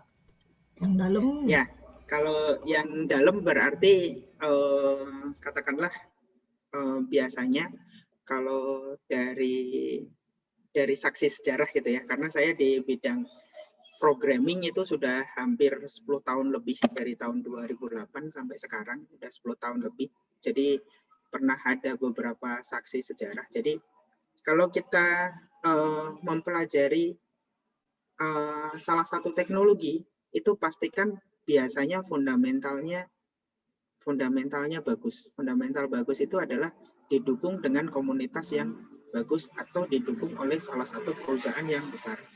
Katakanlah sekarang teman-teman misalkan belum punya pengalaman apapun, misalkan mau memilih, saya mau di web atau mobile atau di hybrid atau di mana. Katakanlah, oh ya udah saya mau menjadi back end. Karena kalau back end engineer itu bisa di mobile bisa, karena mobile itu hanya front end, dia butuh API, butuh back end juga. Jadi kalau back end engineer itu biasanya kesempatan kerjanya berarti kalau katakanlah dengan front end itu 2 kali lebih besar. Tetapi nggak seperti itu, 2 kali lebih besar ya, karena back end engineer itu kan bisa dipakai di mobile sama web. Nah, oke, kalau katakanlah kita ngomongnya adalah mobile sama web dulu nih. Mobile butuh back end, web butuh back end gitu ya, web butuh back end. Nah, kemudian kita oke deh, aku mau mencoba menjadi back end engineer karena mungkin back end engineer itu lebih bagus gitu ya. Oke, saya pilih back end engineer. Yang kedua adalah pilih salah satu pemrograman yang sekarang lagi happening dan itu fundamentalnya bagus, maksudnya dari sisi performance, kemudian didukung oleh teknologi yang disupport oleh teknologi yang sekarang sedang berkembang, kemudian disupport oleh salah satu influencer terbesar yang sekarang sedang berkembang. Contohnya adalah JavaScript. ECMAScript itu sekarang lagi sangat didukung. Bahkan 3 perusahaan raksasa dunia, Facebook, Twitter, terus Google, itu semuanya tiga-tiganya mengeluarkan framework JavaScript. Jadi ada Angular, ada Vue, ada React gitu ya, dan itu didukung oleh teknologi masa kini. Maksudnya teknologi masa kini itu teknologi masa kini. Jadi ada Node ya, dan Node.js. Nah, Node.js itu JavaScript juga. Jadi kalau kita di backend berarti kita ada Node.js, dan Node.js itu secara performance bagus. Jadi secara performance bagus. Jadi itu pasti bisa everlasting. Kemudian didukung oleh teknologi masa kini. Jadi ada namanya yang tadi saya sebutkan serverless. Serverless itu saat ini baru diusung oleh 3 raksasa cloud computing. Yang satu adalah AWS atau AWS, kemudian GCP, Google Cloud Platform, kemudian Azure. Dan tiga-tiganya itu serverless, itu hanya selected bahasa pemrograman aja. Jadi Node.js itu adalah salah satu yang semuanya mensupport gitu ya, semuanya mensupport karena Node.js itu sifatnya adalah stateless dan dia bisa di scalability. Kenapa PHP belum? Nah, jadi teman-teman, kalau PHP gimana? PHP belum disupport oleh serverless. Jadi kalau mau belajar mending ke Node.js atau Python atau Java gitu. Mungkin seperti itu. Nah, dipikirkannya berarti jauh ke depan ya, jauh ke depan. Tapi kalau mau mencoba mulai dari basic, from basic gitu ya, aku mau belajar pemrograman dulu ya, belajarlah dari yang mudah.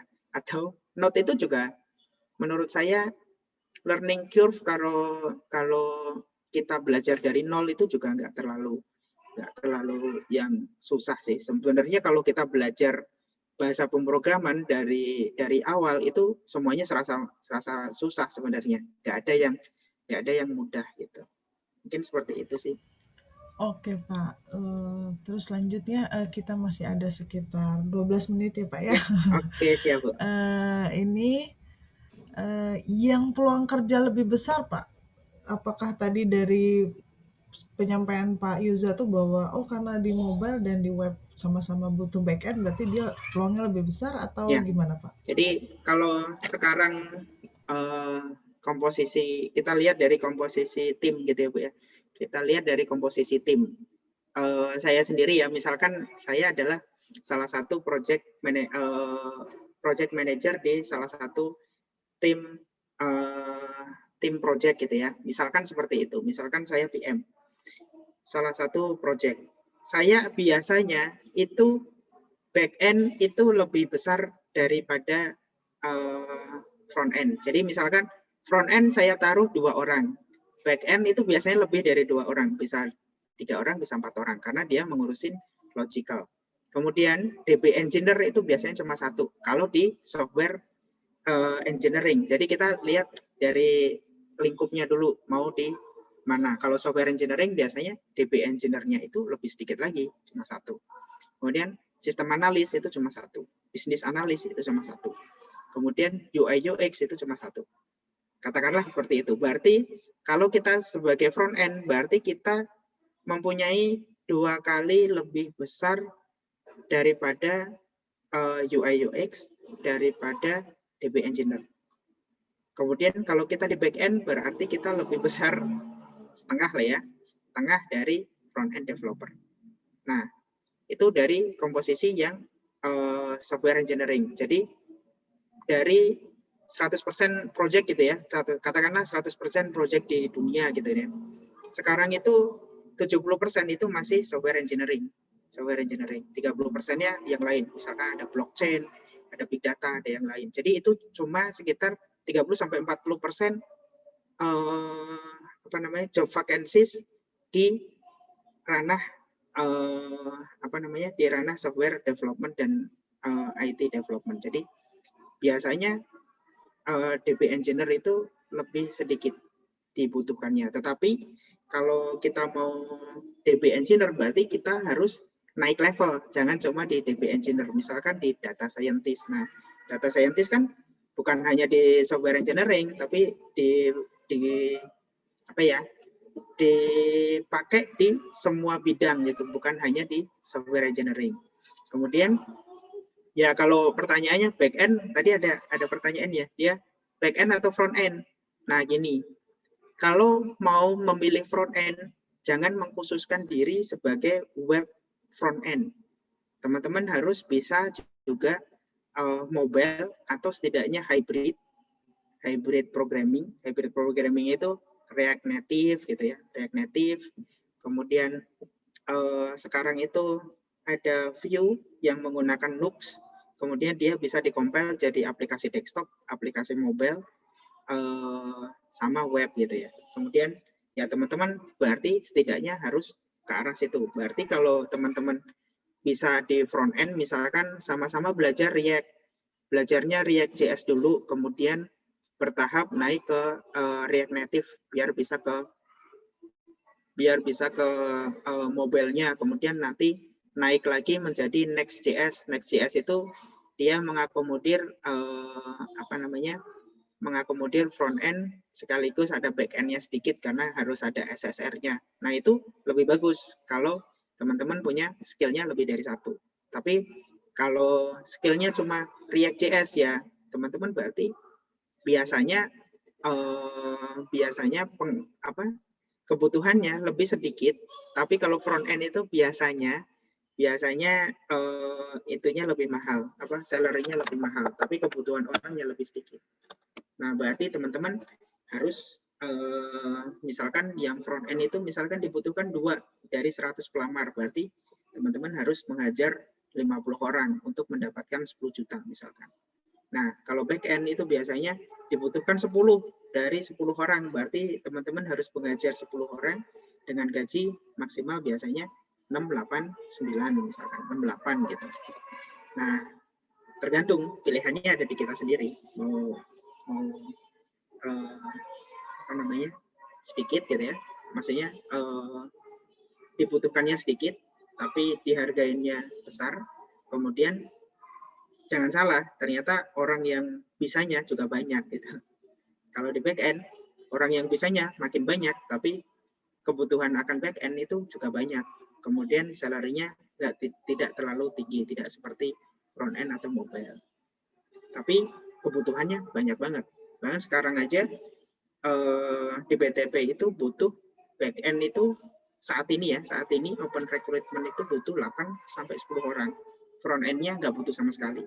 Itu pengalaman aja yang simple lah di situ. Mobile nggak butuh sama sekali. Mobile itu kita cuma kemarin dari tahun 2019 sampai 2021 itu kita cuma open recruitment itu untuk 2 orang. Front end itu cuma 2 orang. Dan back end itu kita sudah sampai 16 orang. Gitu sih.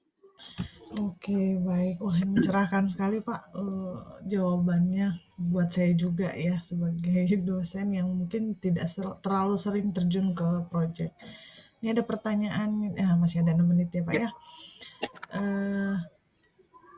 Mana nih? Nah, bedanya membuat website melalui aplikasi website dengan website developer Pak. Mungkin maksudnya yang tadi ya SaaS ini. SaaS. Okay. Nah, Bapak, itu gimana Pak bedanya? Ya, jadi untuk membuat website itu sekarang kita sudah tidak perlu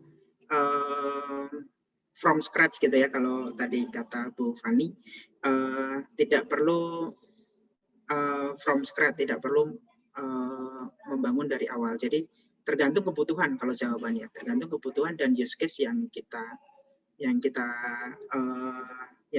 hadapi saat ini. Jadi tentukan dulu use case yang akan kita kembangkan itu website yang seperti apa. Jadi kalau dia cuma website yang menampilkan informasi atau blogging gitu ya, kita bisa hanya menggunakan CMS, misalkan WordPress. Diinstal, kemudian milih template, di hosting, selesai. Bahkan di hosting sendiri sudah ada installernya, mirip kalau kita nginstal aplikasi di desktop gitu. Next, selesai. Kita tinggal ngisi konten-kontennya, kemudian ngisi mengatur menu-menunya dan lain sebagainya. Jadi kita tidak perlu coding dari awal.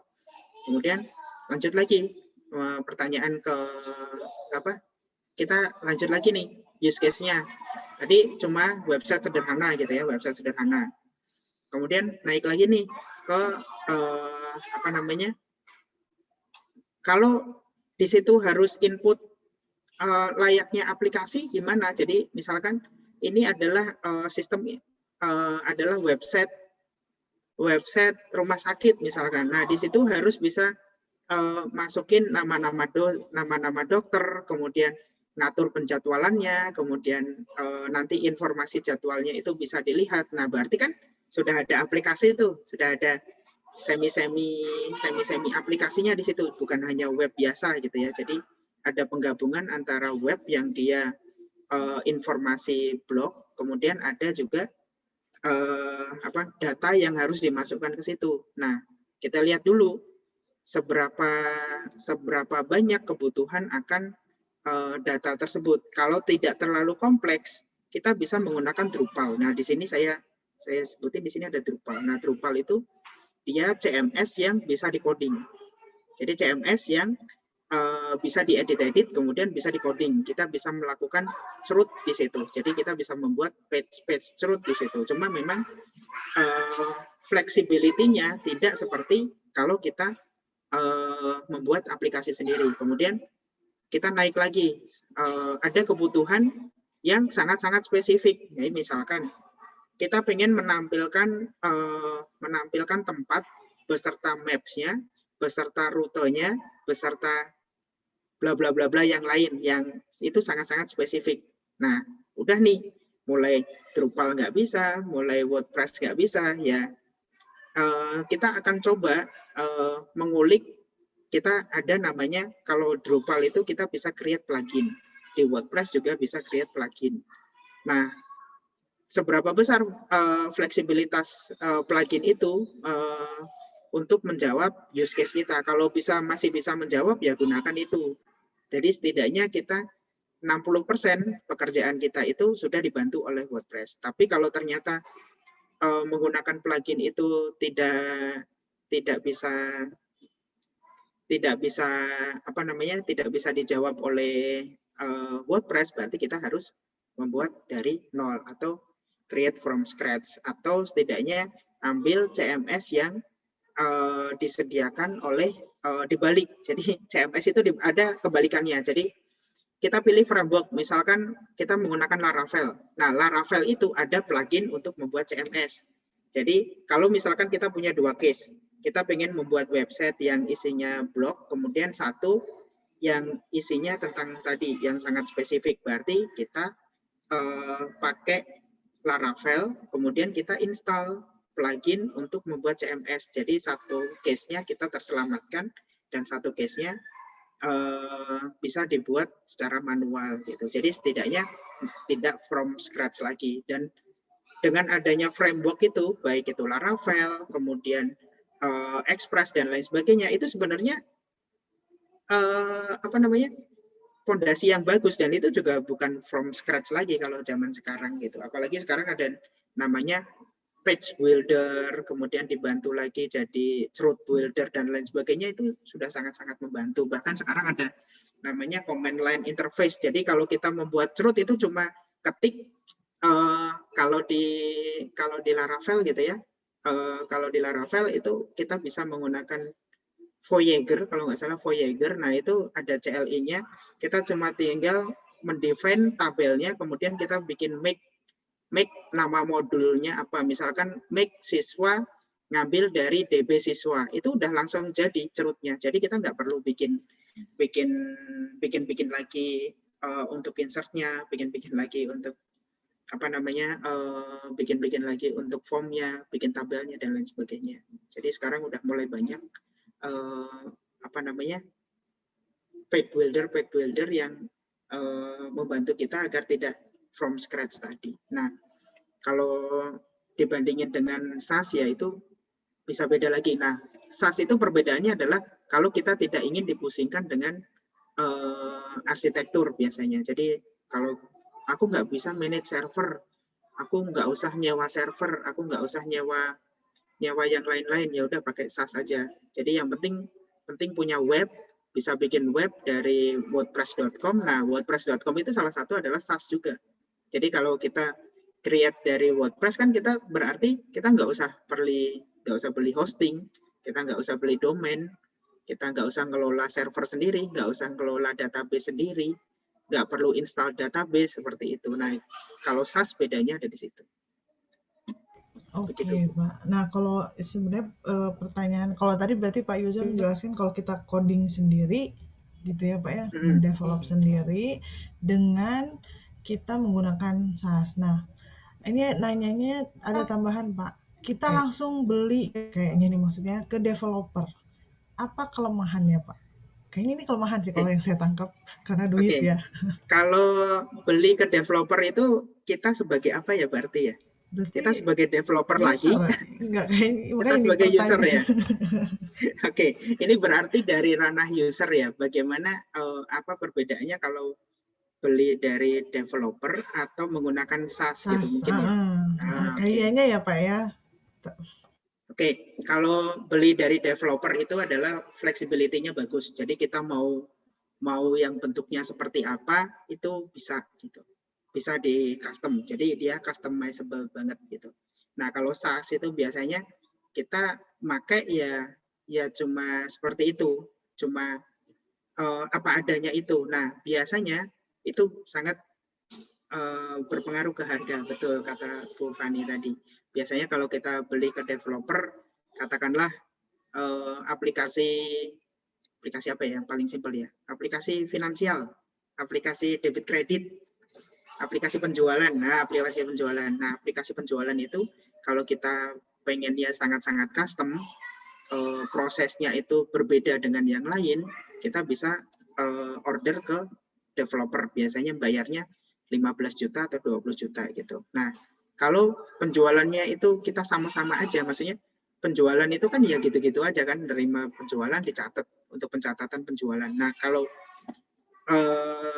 prosesnya masih sama, kita bisa menggunakan SaaS yang subscribe-nya itu sebulan cuma 750.000. Jadi kan lebih murah tuh.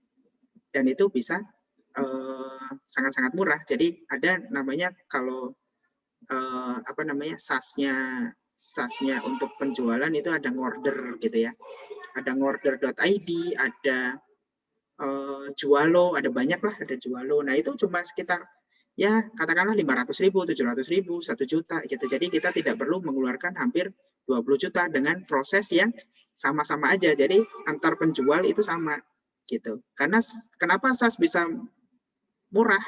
Karena pembayarannya terus-menerus gitu. Kalau kita beli dari orang 20 juta, kita pakai selama 20 tahun dan selama itu apa namanya nggak berubah sistemnya, berarti ya kita bisa pakai 20 juta itu selama 20 tahun. Paling kita cuma bayar hostingnya saja atau servernya saja gitu. Tetapi itu yang perlu dipikirkan adalah yang pertama, aplikasi kita nggak pernah di-patch. Security patch-nya nggak ada. Kemudian yang kedua adalah ya yang jelas biasanya dilihat dari security. Karena kalau kita pakai 20 tahun kan kita nggak pernah nge-patch sama sekali karena kita sudah nggak bayar si developernya gitu kan.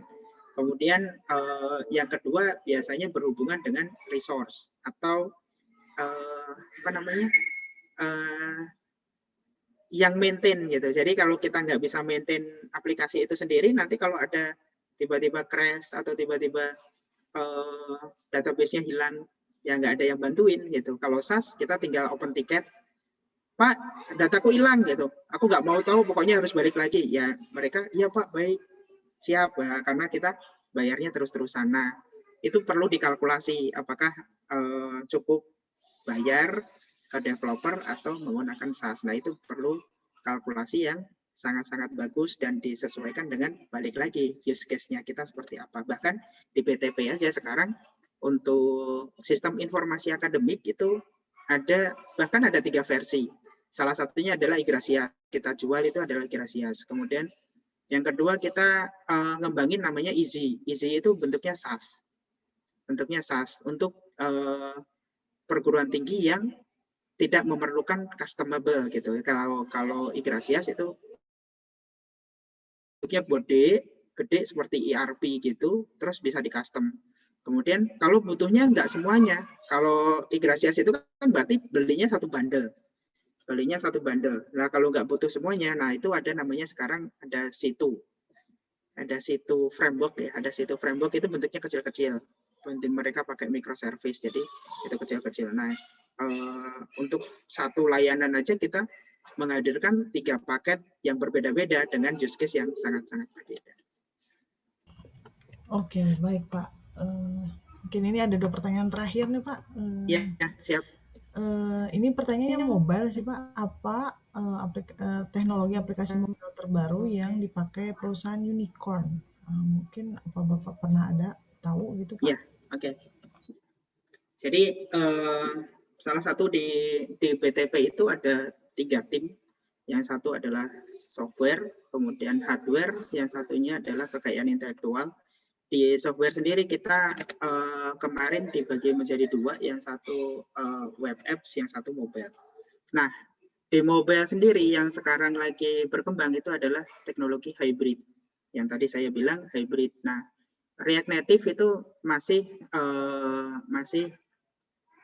menjadi pilihan yang baik untuk pengembangan 1-5 tahun ke depan ini. Jadi bahkan di unicorn juga masih banyak yang menggunakan React Native dan Facebook. Mungkin teman-teman lihat ada Facebook, kemudian ada Instagram, itu dibuatnya menggunakan React Native. Jadi kalau belajarnya React Native itu 1-5 tahun ke depan, dan itu pangsa pasarnya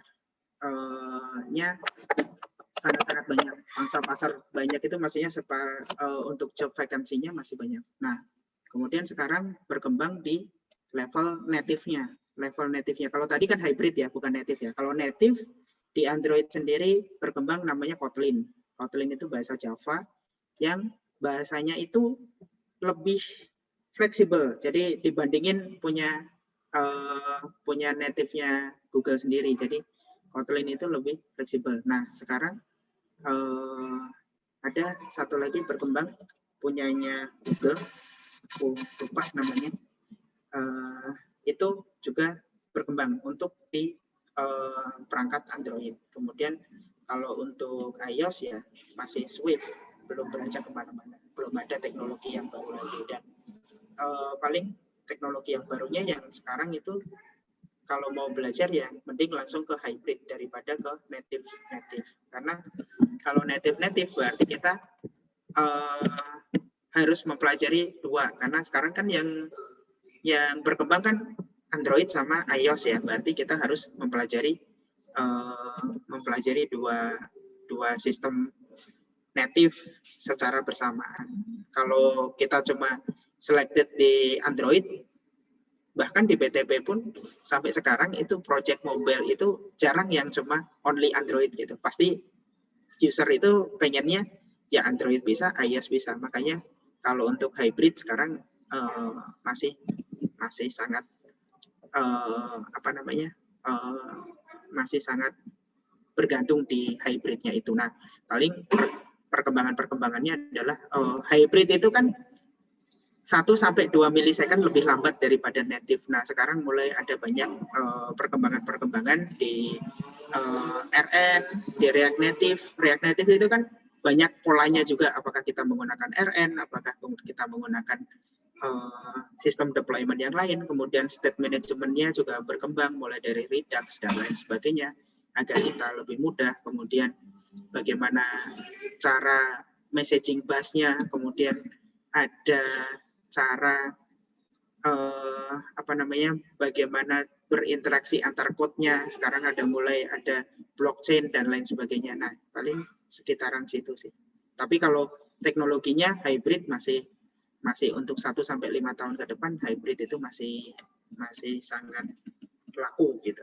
Masih sangat laku dan masih sangat digunakan. Oke, yang terakhir Pak, bagaimana cara memonetize sebuah web? Oke, bagaimana memonetize web. Jadi kalau kita punya web, jadi kalau di dunia ini berarti web information technology, maksudnya informasi gitu ya, web blog gitu ya, atau kalau monetize kan berarti web itu tidak jualan, tapi bagaimana cara mendapatkan income-nya, berarti uangnya. Nah, berarti yang pertama itu adalah konten. Kontennya harus bagus. Jadi katanya kalau pengen dapetin uang dari web itu adalah content is a king, design is queen gitu. Jadi yang pertama adalah kontennya bagus, yang kedua adalah layoutingnya bagus, yang ketiga sangat ramah dengan SEO dan teman-teman harus tahu search engine optimization-nya. Nah, selama itu ada pangsa pasarnya, jadi kita harus, nah ini balik lagi. Sekarang itu banyak web itu sudah mulai fokus ke satu sisi. Jadi bahkan Detik pun sudah mulai memisah-misahkan gitu ya. Detik itu kalau nggak salah, kalau sekarang itu kalau untuk wanita, kalau untuk pangsa pasar cewek itu kalau nggak salah itu punya Lollipop gitu ya. Itu mulai dipisahkan, lollipop.com. Kemudian Detik itu tetap di berita gitu. Kemudian Detik itu punya Tekno, dia dipisahkan sendiri, punya Tekno. Kemudian Viva yang sering kayak gitu tuh Viva. Viva.com itu dia misah-misahin tuh. Misah-misahin antara Teknonya dia labelin sendiri, kemudian itu. Nah, focusing itu sekarang sudah sedang ngetren. Jadi kalau kita punya web, berarti kita harus fokus dulu. Fokus ke arah mana konten kita. Itu yang pertama. Jadi sekarang itu portal itu sudah mulai beranjak ke focusing group, focusing konten. Bahkan e-commerce juga modelnya sekarang seperti itu. Jadi ada Zalora itu hanya untuk pakaian gitu. Kemudian ada yang mengkhususkan diri untuk elektronika gitu. Jadi kita harus yang pertama fokus, yang kedua tahu fokus fokus pangsa pasar kita. Selama pangsa pasar kita itu ada, kemudian website kita kontennya bagus, tidak menjiplak ya. Yang pertama tidak menjiplak. Jadi original. Kemudian yang kedua kalau bisa ada format dual bahasa. Jadi kalau kita punya format dual bahasa itu sama Google itu direkomendasikan juga ke orang-orang dari luar negeri. Misalkan dari Amerika kalau searching ya kita diikutkan. Kalau kita cuma punya bahasa Indonesia ya nggak akan diikutkan. Bahkan jangankan kayak gitu. Kalau aku ngeset google.com pakai region Singapura aja, itu website Indonesia itu udah nggak kelihatan. Kalau aku benar-benar pakai VPN yang aku set regionnya itu Singapura gitu. Jadi kalau kita pakai VPN kan kita bisa milih, misalkan kita beli VPN-nya Singapura ya, ketika aku pas pakai VPN itu udah web-web yang berbahasa Indonesia itu udah jarang direkomendasikan, pasti yang berbahasa Inggris kayak gitu. Nah kalau bisa dua bahasa, konten kita bagus, tahu pangsa pasar kita, dan pangsa pasar kita ya katakanlah banyak gitu ya, jangan cuma sangat-sangat sempit gitu. Jadi kalau bisa ya banyak. Terus kalau dibilang saya pernah riset kecil-kecilan gitu, saat ini yang masih baca web gitu, karena sekarang kita digerus oleh YouTube soalnya. Jadi kalau teman-teman bilangnya bagaimana monetize web, mendingan jadi YouTuber kalau menurut saya. Kalau menurut saya loh ya. Kalau menurut saya. Tapi kalau web, pertanyaannya adalah web yang masih dibaca oleh orang itu umur berapa sih? Jadi saya pernah ini juga analisisnya ada kok, jurnalnya, nanti boleh dibaca di jurnal ada. Di umur 7 sampai 12 tahun sekarang itu malah yang paling banyak membaca web. 7 sampai 12 tahun di masa pandemi ini ya. Oh, gitu ya, Pak? Ya, 7 sampai 15 ya. Kalau nggak salah 7 sampai 15. Jadi anak-anak kecil yang baca web itu malahan. Jadi karena mereka sekarang itu dituntut banyak banget ya, mungkin ada banyak yang masih open video, tapi mulai banyak yang membaca artikel. Jadi untuk anak kecil, anak remaja kecil, dan yang kedua adalah kalau di umur yang mature gitu ya, di umur yang 20 ke atas atau sudah 25 ke atas, itu kebanyakan adalah perempuan yang membaca artikel. Jadi nggak ada bapak-bapak itu literasi levelnya berarti rendah banget gitu ya. Oh gitu ya Pak, oke. Jadi makanya sekarang makin banyak konten-konten untuk anak kecil dan ibu-ibu, perempuan ya, benar-benar. Ibu dan anak. Iya. Oke. Baik Pak Yuza, diskusinya ini sekali ya, seru teman-teman.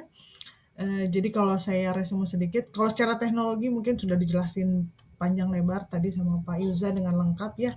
Tapi secara umum saya rasa teman-teman Fakultas Informatika mendengar sebutan Python, Golang ya, saat ini semester 1 kita pakai Golang Pak Yuza, semester 1 Python, semester 2 Golang, nanti teman-teman ketemu Java, teman-teman juga akan ada mata kuliah untuk diajarin membuat web dan mobile.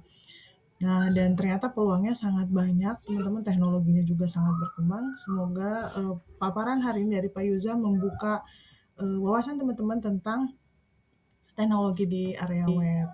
Nah, saya mungkin karena waktunya juga sudah sudah mepet, saya haturkan terima kasih sekali atas paparan dari Pak Yuza. Dan semoga apa yang disampaikan Pak Yuza bisa menjadi ilmu yang bermanfaat untuk teman-teman dan men-trigger teman-teman untuk bisa nge-explore lagi web application. Untuk ini Bapak, saya kasih pengumuman sedikit ya Pak ke mahasiswa. Insya Allah minggu depan jika tidak ada halangan, maka materinya adalah temannya dari web, yaitu mobile apps update ya, teknologi juga, tapi ini dari sisi mobile. Semua teman-teman juga tetap bisa hadir dan tetap bisa join memberikan pertanyaan-pertanyaan seperti hari ini. Sekali lagi Pak Yuza, dari kami Fakultas Informatika mengucapkan banyak terima kasih atas ilmu yang diberikan. Saya izin tutup ya Pak Yuza kegiatan hari ini. Insya Allah kita akan ketemu lagi minggu depan. Akan ada kuis untuk pertemuannya Pak Yuza, nanti ada di LMS masing-masing, silahkan dikerjakan. Terima kasih atas atensinya. Assalamualaikum warahmatullahi wabarakatuh. Waalaikumsalam warahmatullahi wabarakatuh. Terima kasih teman-teman semua. Terima kasih Bu Fani. Terima kasih Pak Yuza. Saya izin live ya Bu. Ya, mangga Pak. Mangga semuanya. Assalamualaikum. Waalaikumsalam warahmatullahi wabarakatuh.